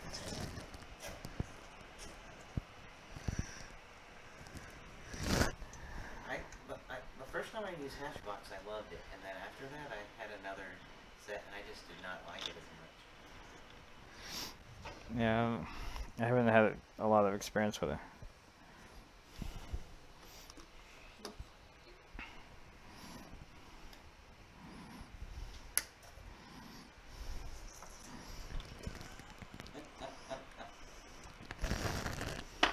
Playing Petsfeng. Yeah.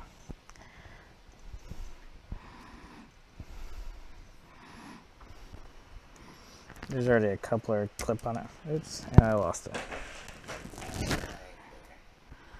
Oh, is it broken? Oh, no. No. It's so tiny. And it's printed. Nice. Yeah, they really do print everything on these. Yeah. Well, I guess that's as tight as you can get it.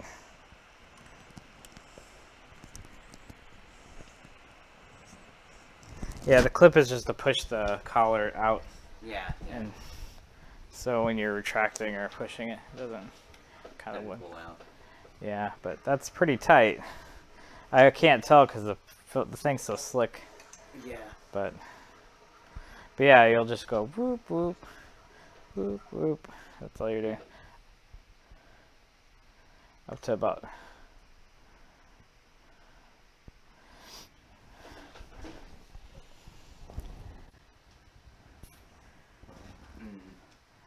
Huh. Oh, duh. What? The extruder moves with the gantry. Oh, yeah. So, I was like, that doesn't make sense at all. Yeah. Now it makes sense. Man, I was going...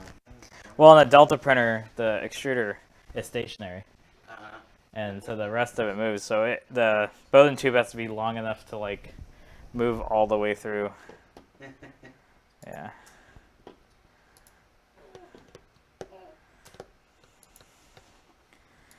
Okay. So here's the firmware settings. We'll keep these in mind. But essentially, you'll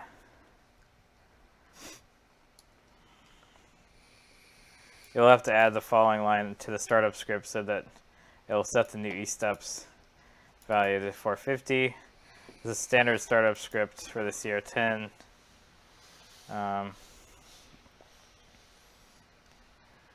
If you're using Cura, okay. So we're just going to do the custom firmware because we're going to do it anyway. So all you have to do is you have to change this line. You have to add 415 to the extruder. Okay. So luckily we've gotten past that point, so it's good. And it also says the general setting for the thumb screw adjuster, we recommend you use the following. Hard filaments like PLA, PE, ABS, PETG. Tighten the thumb screw fully and then back off 1.5 turns. Soft filaments. I don't know what a soft filament is. Oh, like Ninja Flex, I guess. Okay, hold on. Hold your horses. Hold your horses. Let's get you up on them.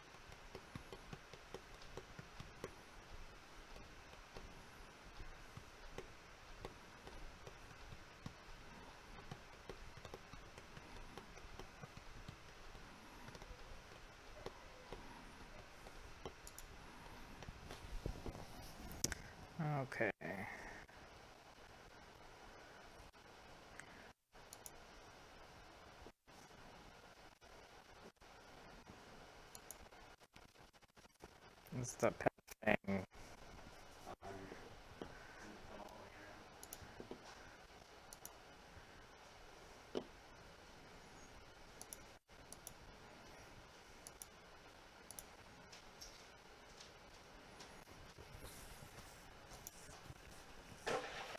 Ow, that hurt.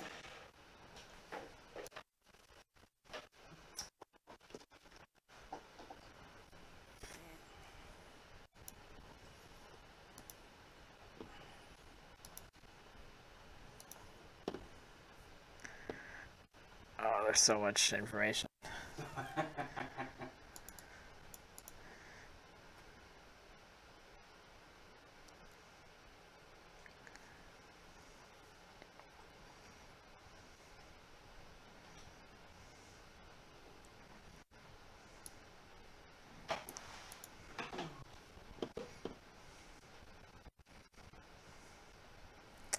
This is a different printer. What's that? Let's for another printer.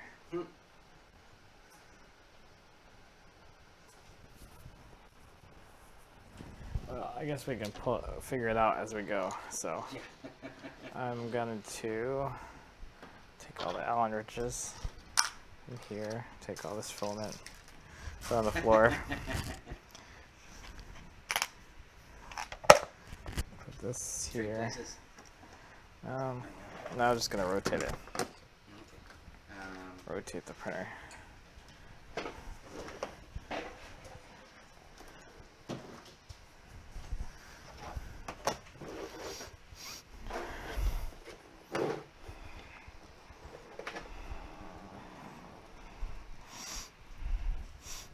The other problem is I'm kind of getting tired right now.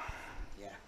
So I might just start pulling this apart and then come back tomorrow. Yeah. I think after the keyboard thing, I'll come back. Well, I mean, I'll wait till Jill comes. If she got me an energy drink, I'll save it for tomorrow. Because tomorrow's going to be so exhausting. Yeah. So I'm going to take the BL Touch off.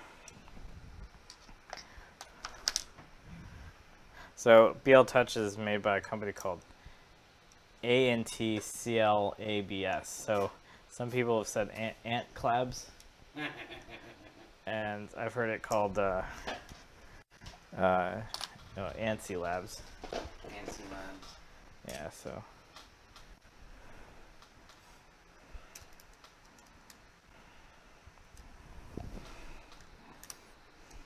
Yeah, we want to make sure not to lose the springs, don't we? Yeah, I forgot these are spring loaded. We had the other small screwdriver.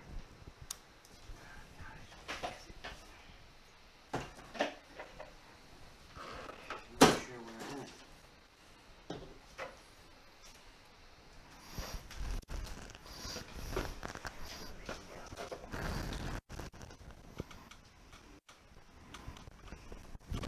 I'll look at my tool case.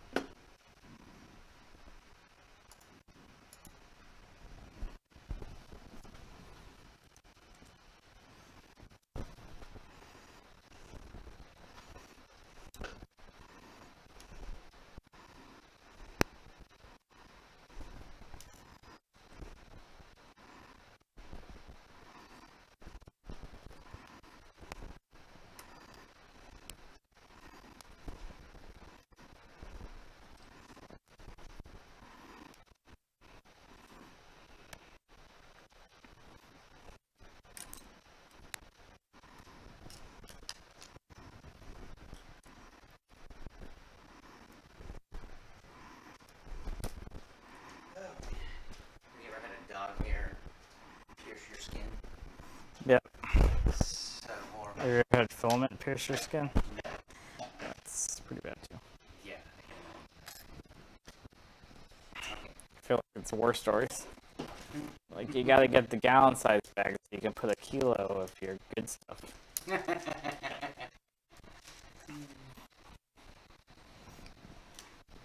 gotta charge a premium for that stuff, you know?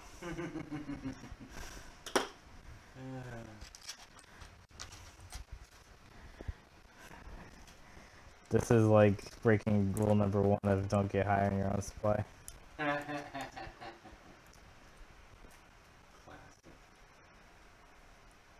Oh, you know what? Look, there's the screwdriver right there. Oh, well, now we know.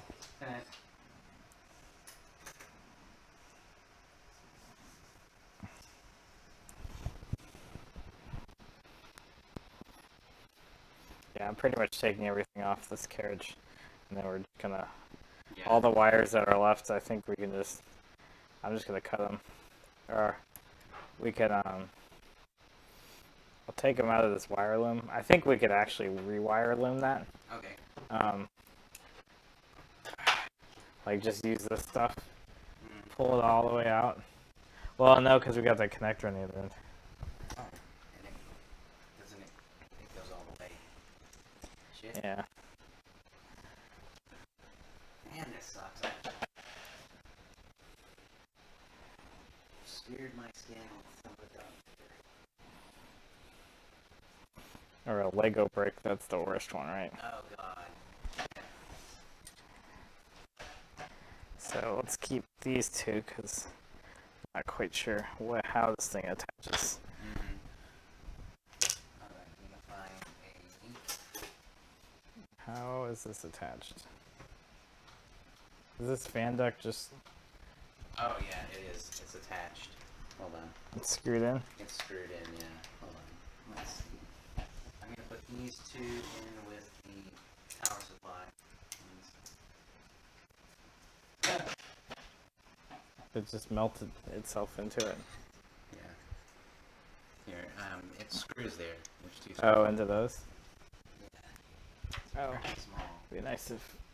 People can see what we're doing. Well, somebody... There you go. Okay, so... Alright, it needs it's a small. Let's see, this one. Oh, sorry.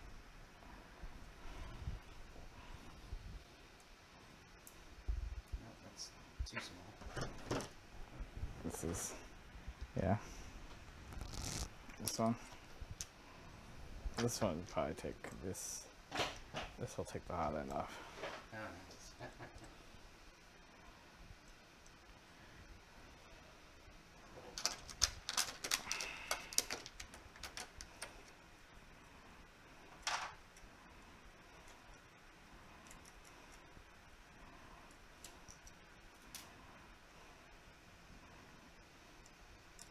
I guess we won't be using this fan anymore, will we? Hopefully we won't be using this hot end anymore. I don't think we're using it. It'd be good to keep it for a backup though. You have to revert anything.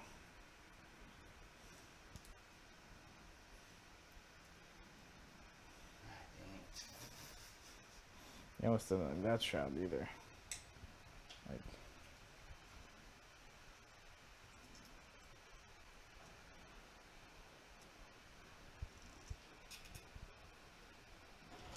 so that carriage is real tight.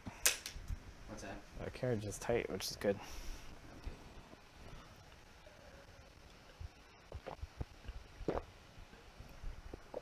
The roller wheels, you can see where they were a groove. And Yeah. you get that little black mark. Yeah. I was wondering if if lubricating it would ever help, but I don't think so.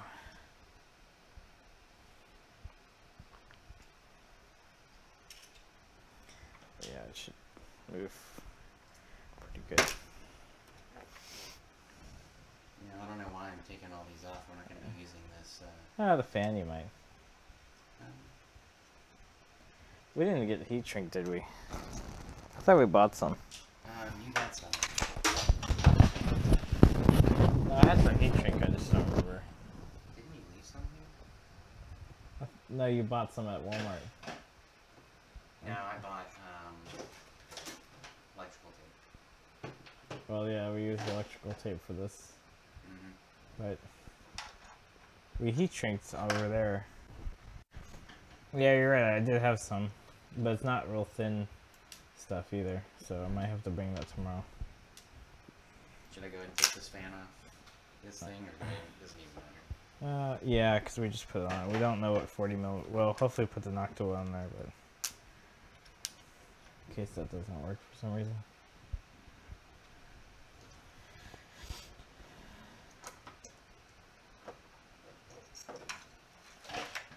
If you get a wet paper towel too, I can wipe that off.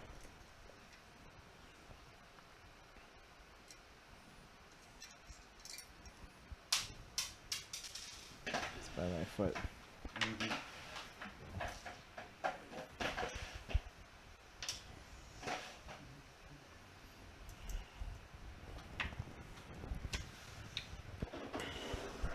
This is the fan mount.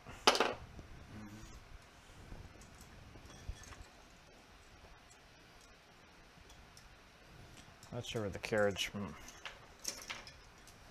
This is the 40 millimeter fan mount.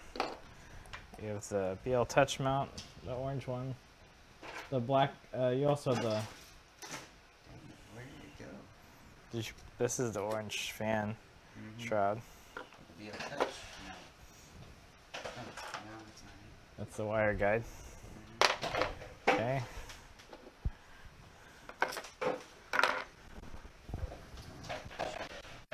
What? I can't find it right now.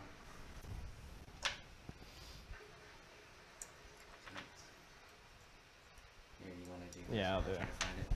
Yeah.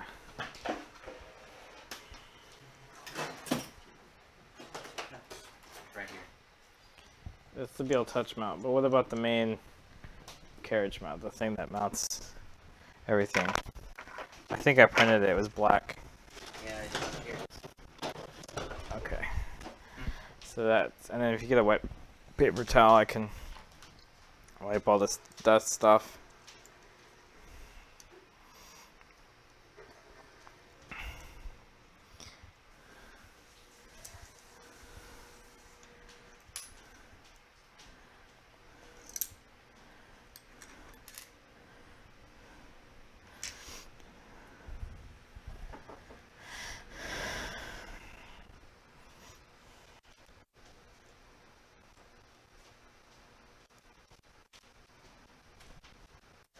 Is this too wet? That's fine.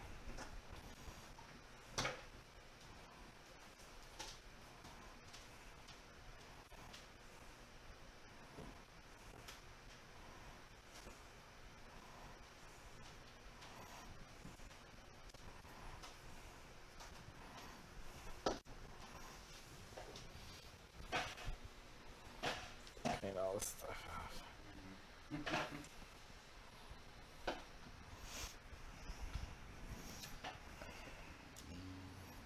So this probably needs to get cleaned up quite a bit.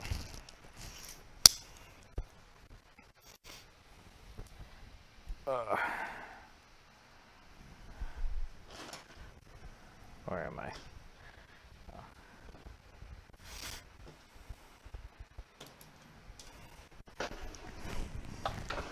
Ugh.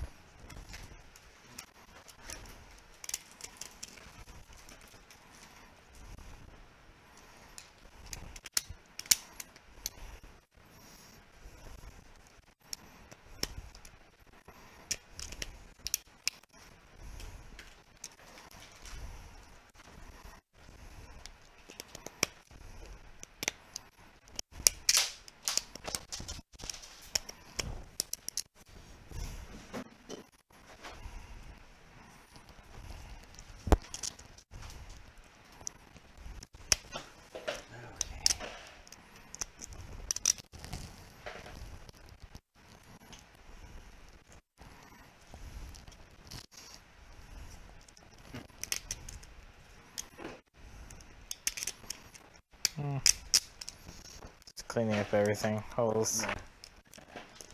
Not that I would want to, but could we have used this and installed everything with this still? No, it wouldn't fit. The E3D is a much bigger HOD than the one that's in there. Like the heatsink's bigger. This is cool how this puts together. How it attaches the carriage. Is it uses the 4 screw points and man,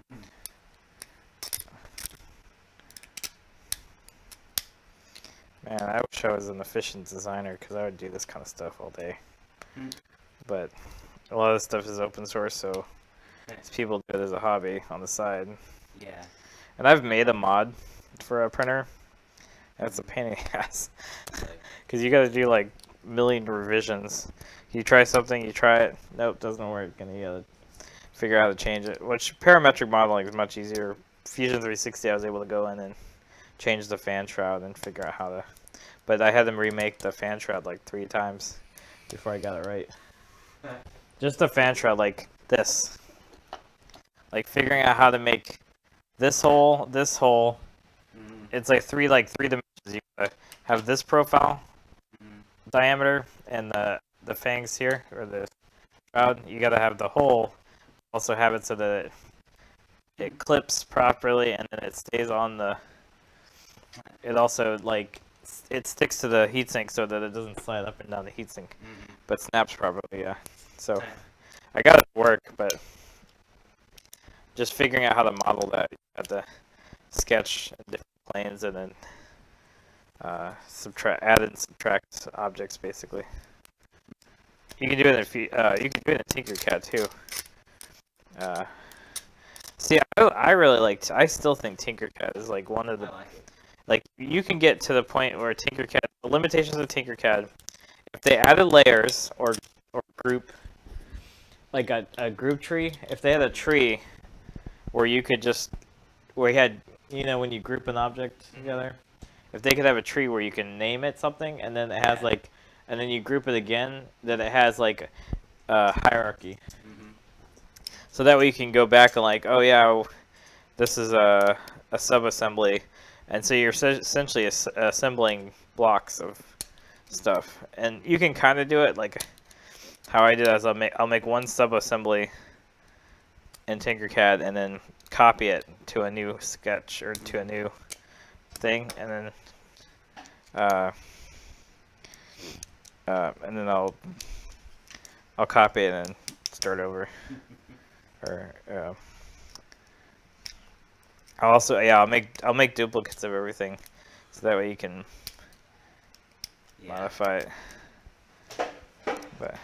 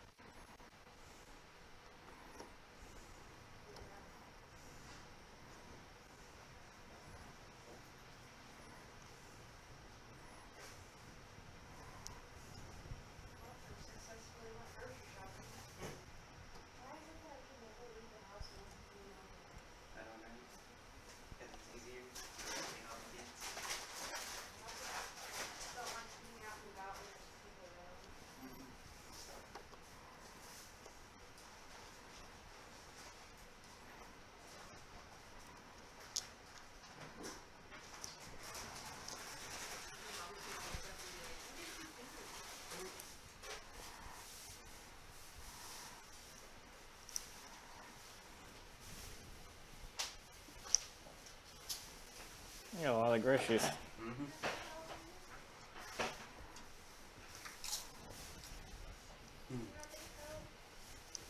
What, honey?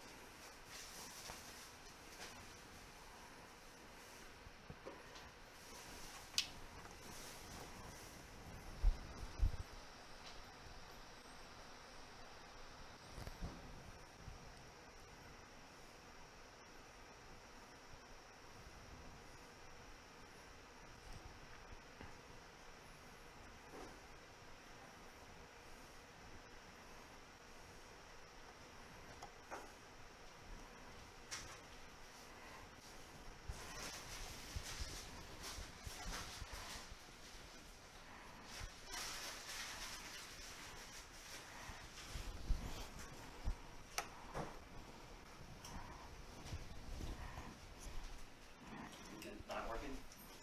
Oh, no, I figured it out. What's that? It's actually really cool.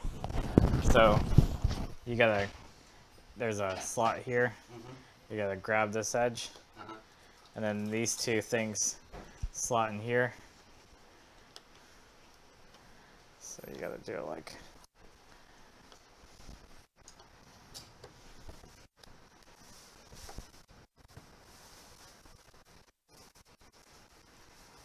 Oh, wow. but I can't do that because I need, you got some hardware? That stuff you bought? Yeah. Nuts? There are nuts, yes. Like by a valve. Tea. That's funny. Very funny. Yeah, sure.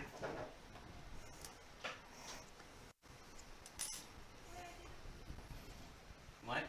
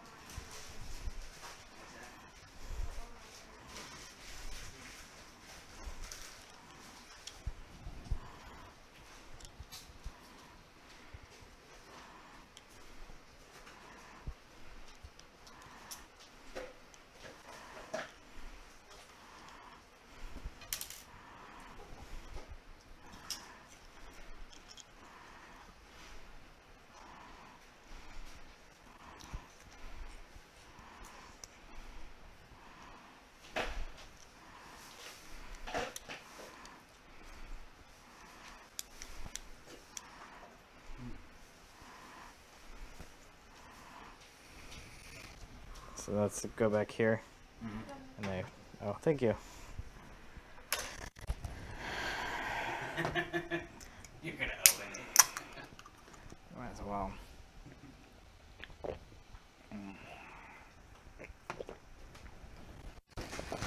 Red Bull instantly sours your stomach. Really? It's when you drink it in the morning for breakfast. Oh shit. I'll be back in just a minute.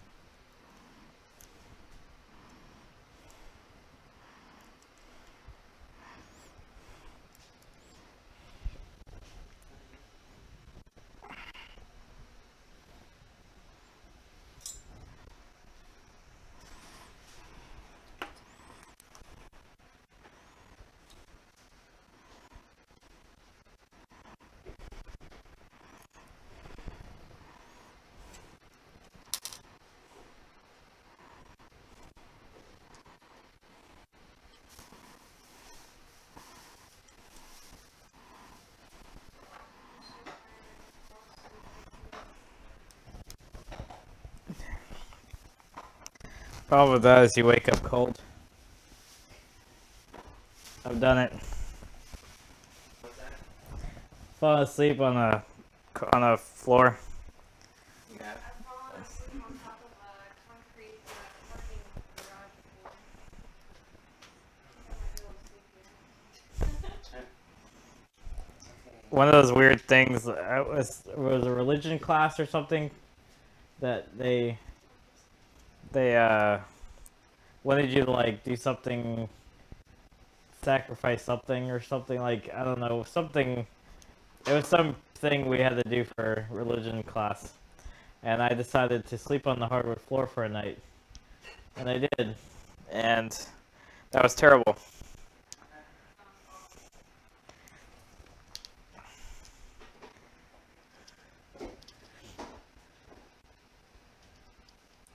I've also fallen asleep after getting drunk around the toilet. Yeah, I think everybody's done that. Fall asleep on the toilet. Well, no, like hugging, like Yeah. on the floor, hugging the toilet. Yep. And then my mom just threw a towel at me. I was like, "Here's your blanket." Yeah, I was the walk of shame for sure. Well, she's the one who picked me up because at least I didn't drink drive, and you know. Yeah, trust me, you Yeah. don't. Yeah, she is. You should meet her sometime. She also has to come out of her house eventually. Well, at least we're gonna go to the Apple store. Yeah. Oh, here it is. Yeah. But she got Metro PCS, and her phone, like, I was trying to download all her iCloud contact stuff, and she can kind of get internet, but she can't. Like, none of her stuff gets internet. So, I don't know. I don't think the network's working on the phone. It's weird. So, well, if I put Wi-Fi on it, it's not. Yeah, it's weird. Well, yeah, it's weird. Like on the settings page, it's switching back and forth from VPN on, VPN off, VPN on, VPN on. So I don't know what it's trying to do. Well, also if it's restoring what the last person that hacked it did, I wonder if he had some special way to get around, like a jailbreak or something, where you set the phone settings differently. And I can't change the VPN settings, so I don't know. Her DS, her 3DS, and then somehow like it just just disabled the 3DS and made it a brick. Oh. Yeah, that's why I don't jailbreak stuff, because I like. I don't jailbreak stuff anymore. I used to all the time. I don't think they're. There's no need anymore. Yeah, there's not really a need. Like, you buy games. Yeah. Because you're an adult and you have money. Like, I don't know. Like Steam. Like Steam just prevented me from pirating games because they'll just sell you a bunch of games that you'll never play for really cheap, versus just, you know, pirating a AAA title game that's not really that fun. There we go. It is stuck in there. This Oh, you got it? No, I was able to move this. Yeah. But it's just stuck in there. It's stuck in the hot right now. You probably can heat it up and then pull it out. There you go. See that's much better. Actually, no, this. You gotta put. So this is here, and then kind of flattens itself. I guess you screw it in. It should. What it looks like. Yeah. It's not perfect straight though. It's not. I don't know. That doesn't sound like a good thing. I got my favorite baby wipes. Yes, nice cucumber.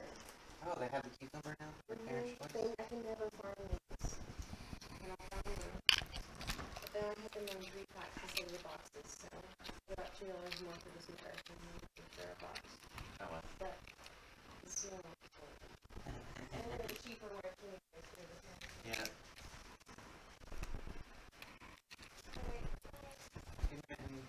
Okay, yeah, I'm about to sleep too. Yeah. Other day where I'm gonna only get a few hours sleep. Yeah, but we'll be able to. I can kind of just show you piecemeal what this is gonna look like. What it reuses this hole right here for the BL touch mount. Yeah. So we So can should we just, go ahead and put that in? not yet, but no. But it looks like the whole hot end is symbol of these two, and then there's you put nuts here, and you can screw to either side of this. And I think that's all that really holds it in. You have one screw in here too, I think. That holds it in.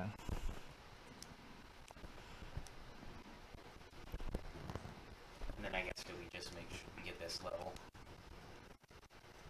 With what level? Is it level or not level? I don't think you have a choice. Okay. You don't really have to level or Okay. you don't really tram a hot end because the nozzle is only outputting it with single direction. It helps for sure.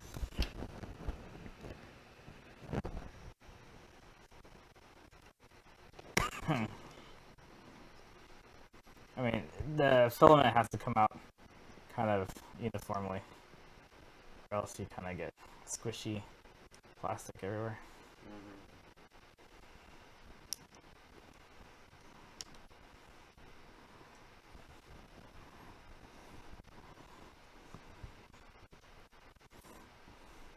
A lot of the stuff you got to figure out though yourself.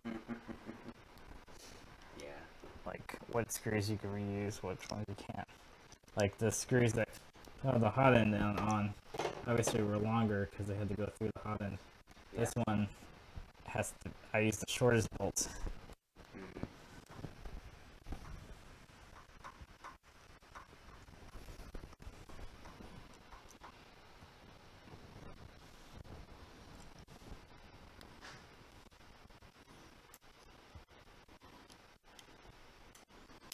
I think once you add the other two bolts, the thing won't wobble anymore.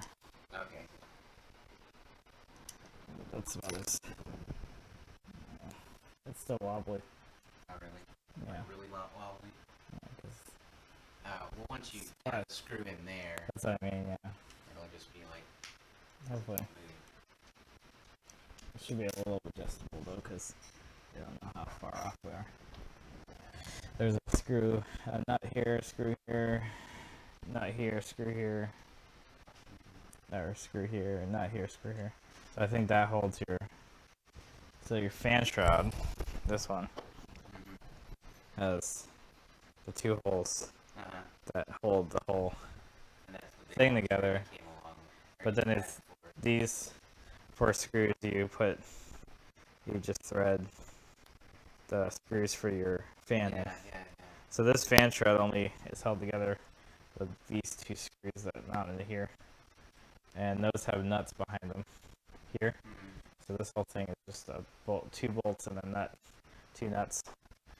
And I bet there's also, I think there's mounting points. So you have, I guess, kind of holes, and there's a little bit of adjustment because they're slotted, so you can adjust it up and down a little bit. Yeah. So ideally, it'll do this.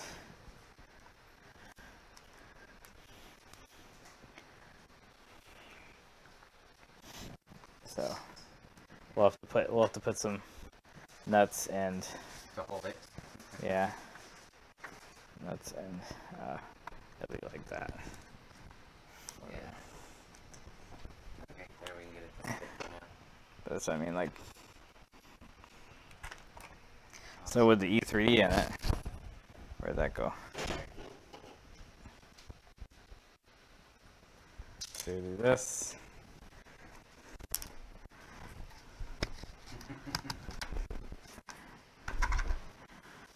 With this shroud, actually be like this. The block will actually be backwards like that. Oh, okay. I think. Depends on how the wire management goes. Okay. This. And then you got the big old thing. What's that? Yeah, I know. I found it after I used some Red Delicious. Like that. And then it can go up and down a little bit. goes down there. It's a little tight.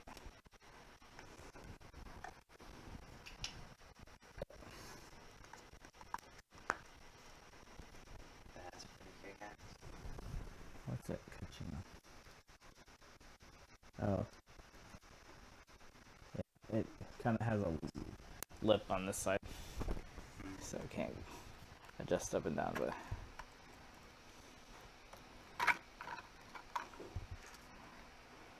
oh, it's gonna screw into this one, and then it has this screw and that one. So it has 3 points. Well, this will mount to. And then I think there's just 2, like one here, and these 2 here for an angle. I guess for different brackets. So if you had a be able to touch on this side, you'd have holes here to mount it. And then there's like, I think the cable management, what is that one? The little orange one that's right here.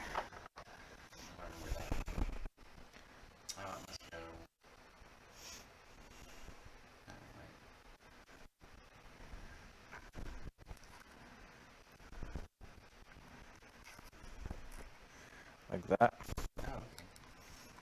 So that way the bowden tube goes up through here, so you can slot it here, and then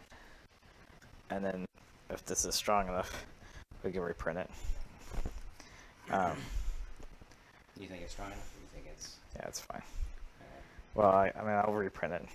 Okay. I think this part, because this is going to take the longest time, I don't think I have to reprint. Yeah, and it's. And you already tested it, it's fine. Plus, it's orange. Yeah. But like I said, like once we get this going, it'll be fine. But yeah, but this will basically go here, and then it'll take a, and then you zip tie here, and it holds all your wire bundle basically. Okay. I think that's how that works. But your bowden tube will go like up and around here, kind of hold it here in that way. Oh, nice. This is kick-ass. Yeah. It's kind of neat that you use the printer to make parts too. Oh. I mean, that's entirely why this hobby is a thing. Yeah. Did you feel really cool because you're like, I just enhanced my printer. I just, yeah, well, that's where the name Rep came from, and that's kind of where all this got started, is because there was already rapid prototyping machines that were commercially available, but they were all patented and stuff. And so Adrian Bauer, Dr. Adrian Bauer from Bath University, I think, or Stanford, one of the British universities. I think his PhD thing was about self-replicating rapid prototyping machines, basically, or self-replicating machines. And so RepRap thing was born. So it's all open source. Yeah. It started basically became like the open source thing because it was using the same, like, open source hardware is a lot. It means a lot of things too. So it's not just 3D printers, but 3D printers kind of latched onto it. Yeah. But yeah, that's it. And then BL touch mount We'll go right there. with one screw, and that means you can adjust that screw while the BL touch is still mounted to it. And you'll have a lot more adjustment options.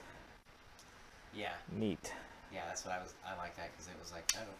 Yeah. It's got some. And it also keeps it from wiggling like the other one. Yeah. And we don't have to worry about using springs because I'm pretty sure this is adjustable. Yeah, that's what I Like thought too. really far. Nice. Cool. So yeah, I'm gonna end the stream. This is it. All right. We'll use these screws. I leave my toolbox here. I just don't let me not come back here because I don't have anything to bring Monday. Yeah. Or I'll be coming by your house in a frantic panic like at 5 in the morning. Yeah. My laptop, I guess. Oh no, because I'm going to that thing tomorrow, so I'll bring my laptop. Yeah. So, okay, ending the stream for all 2 people. Bye. Thanks, 3D Medic Vents. Nice. That was fun.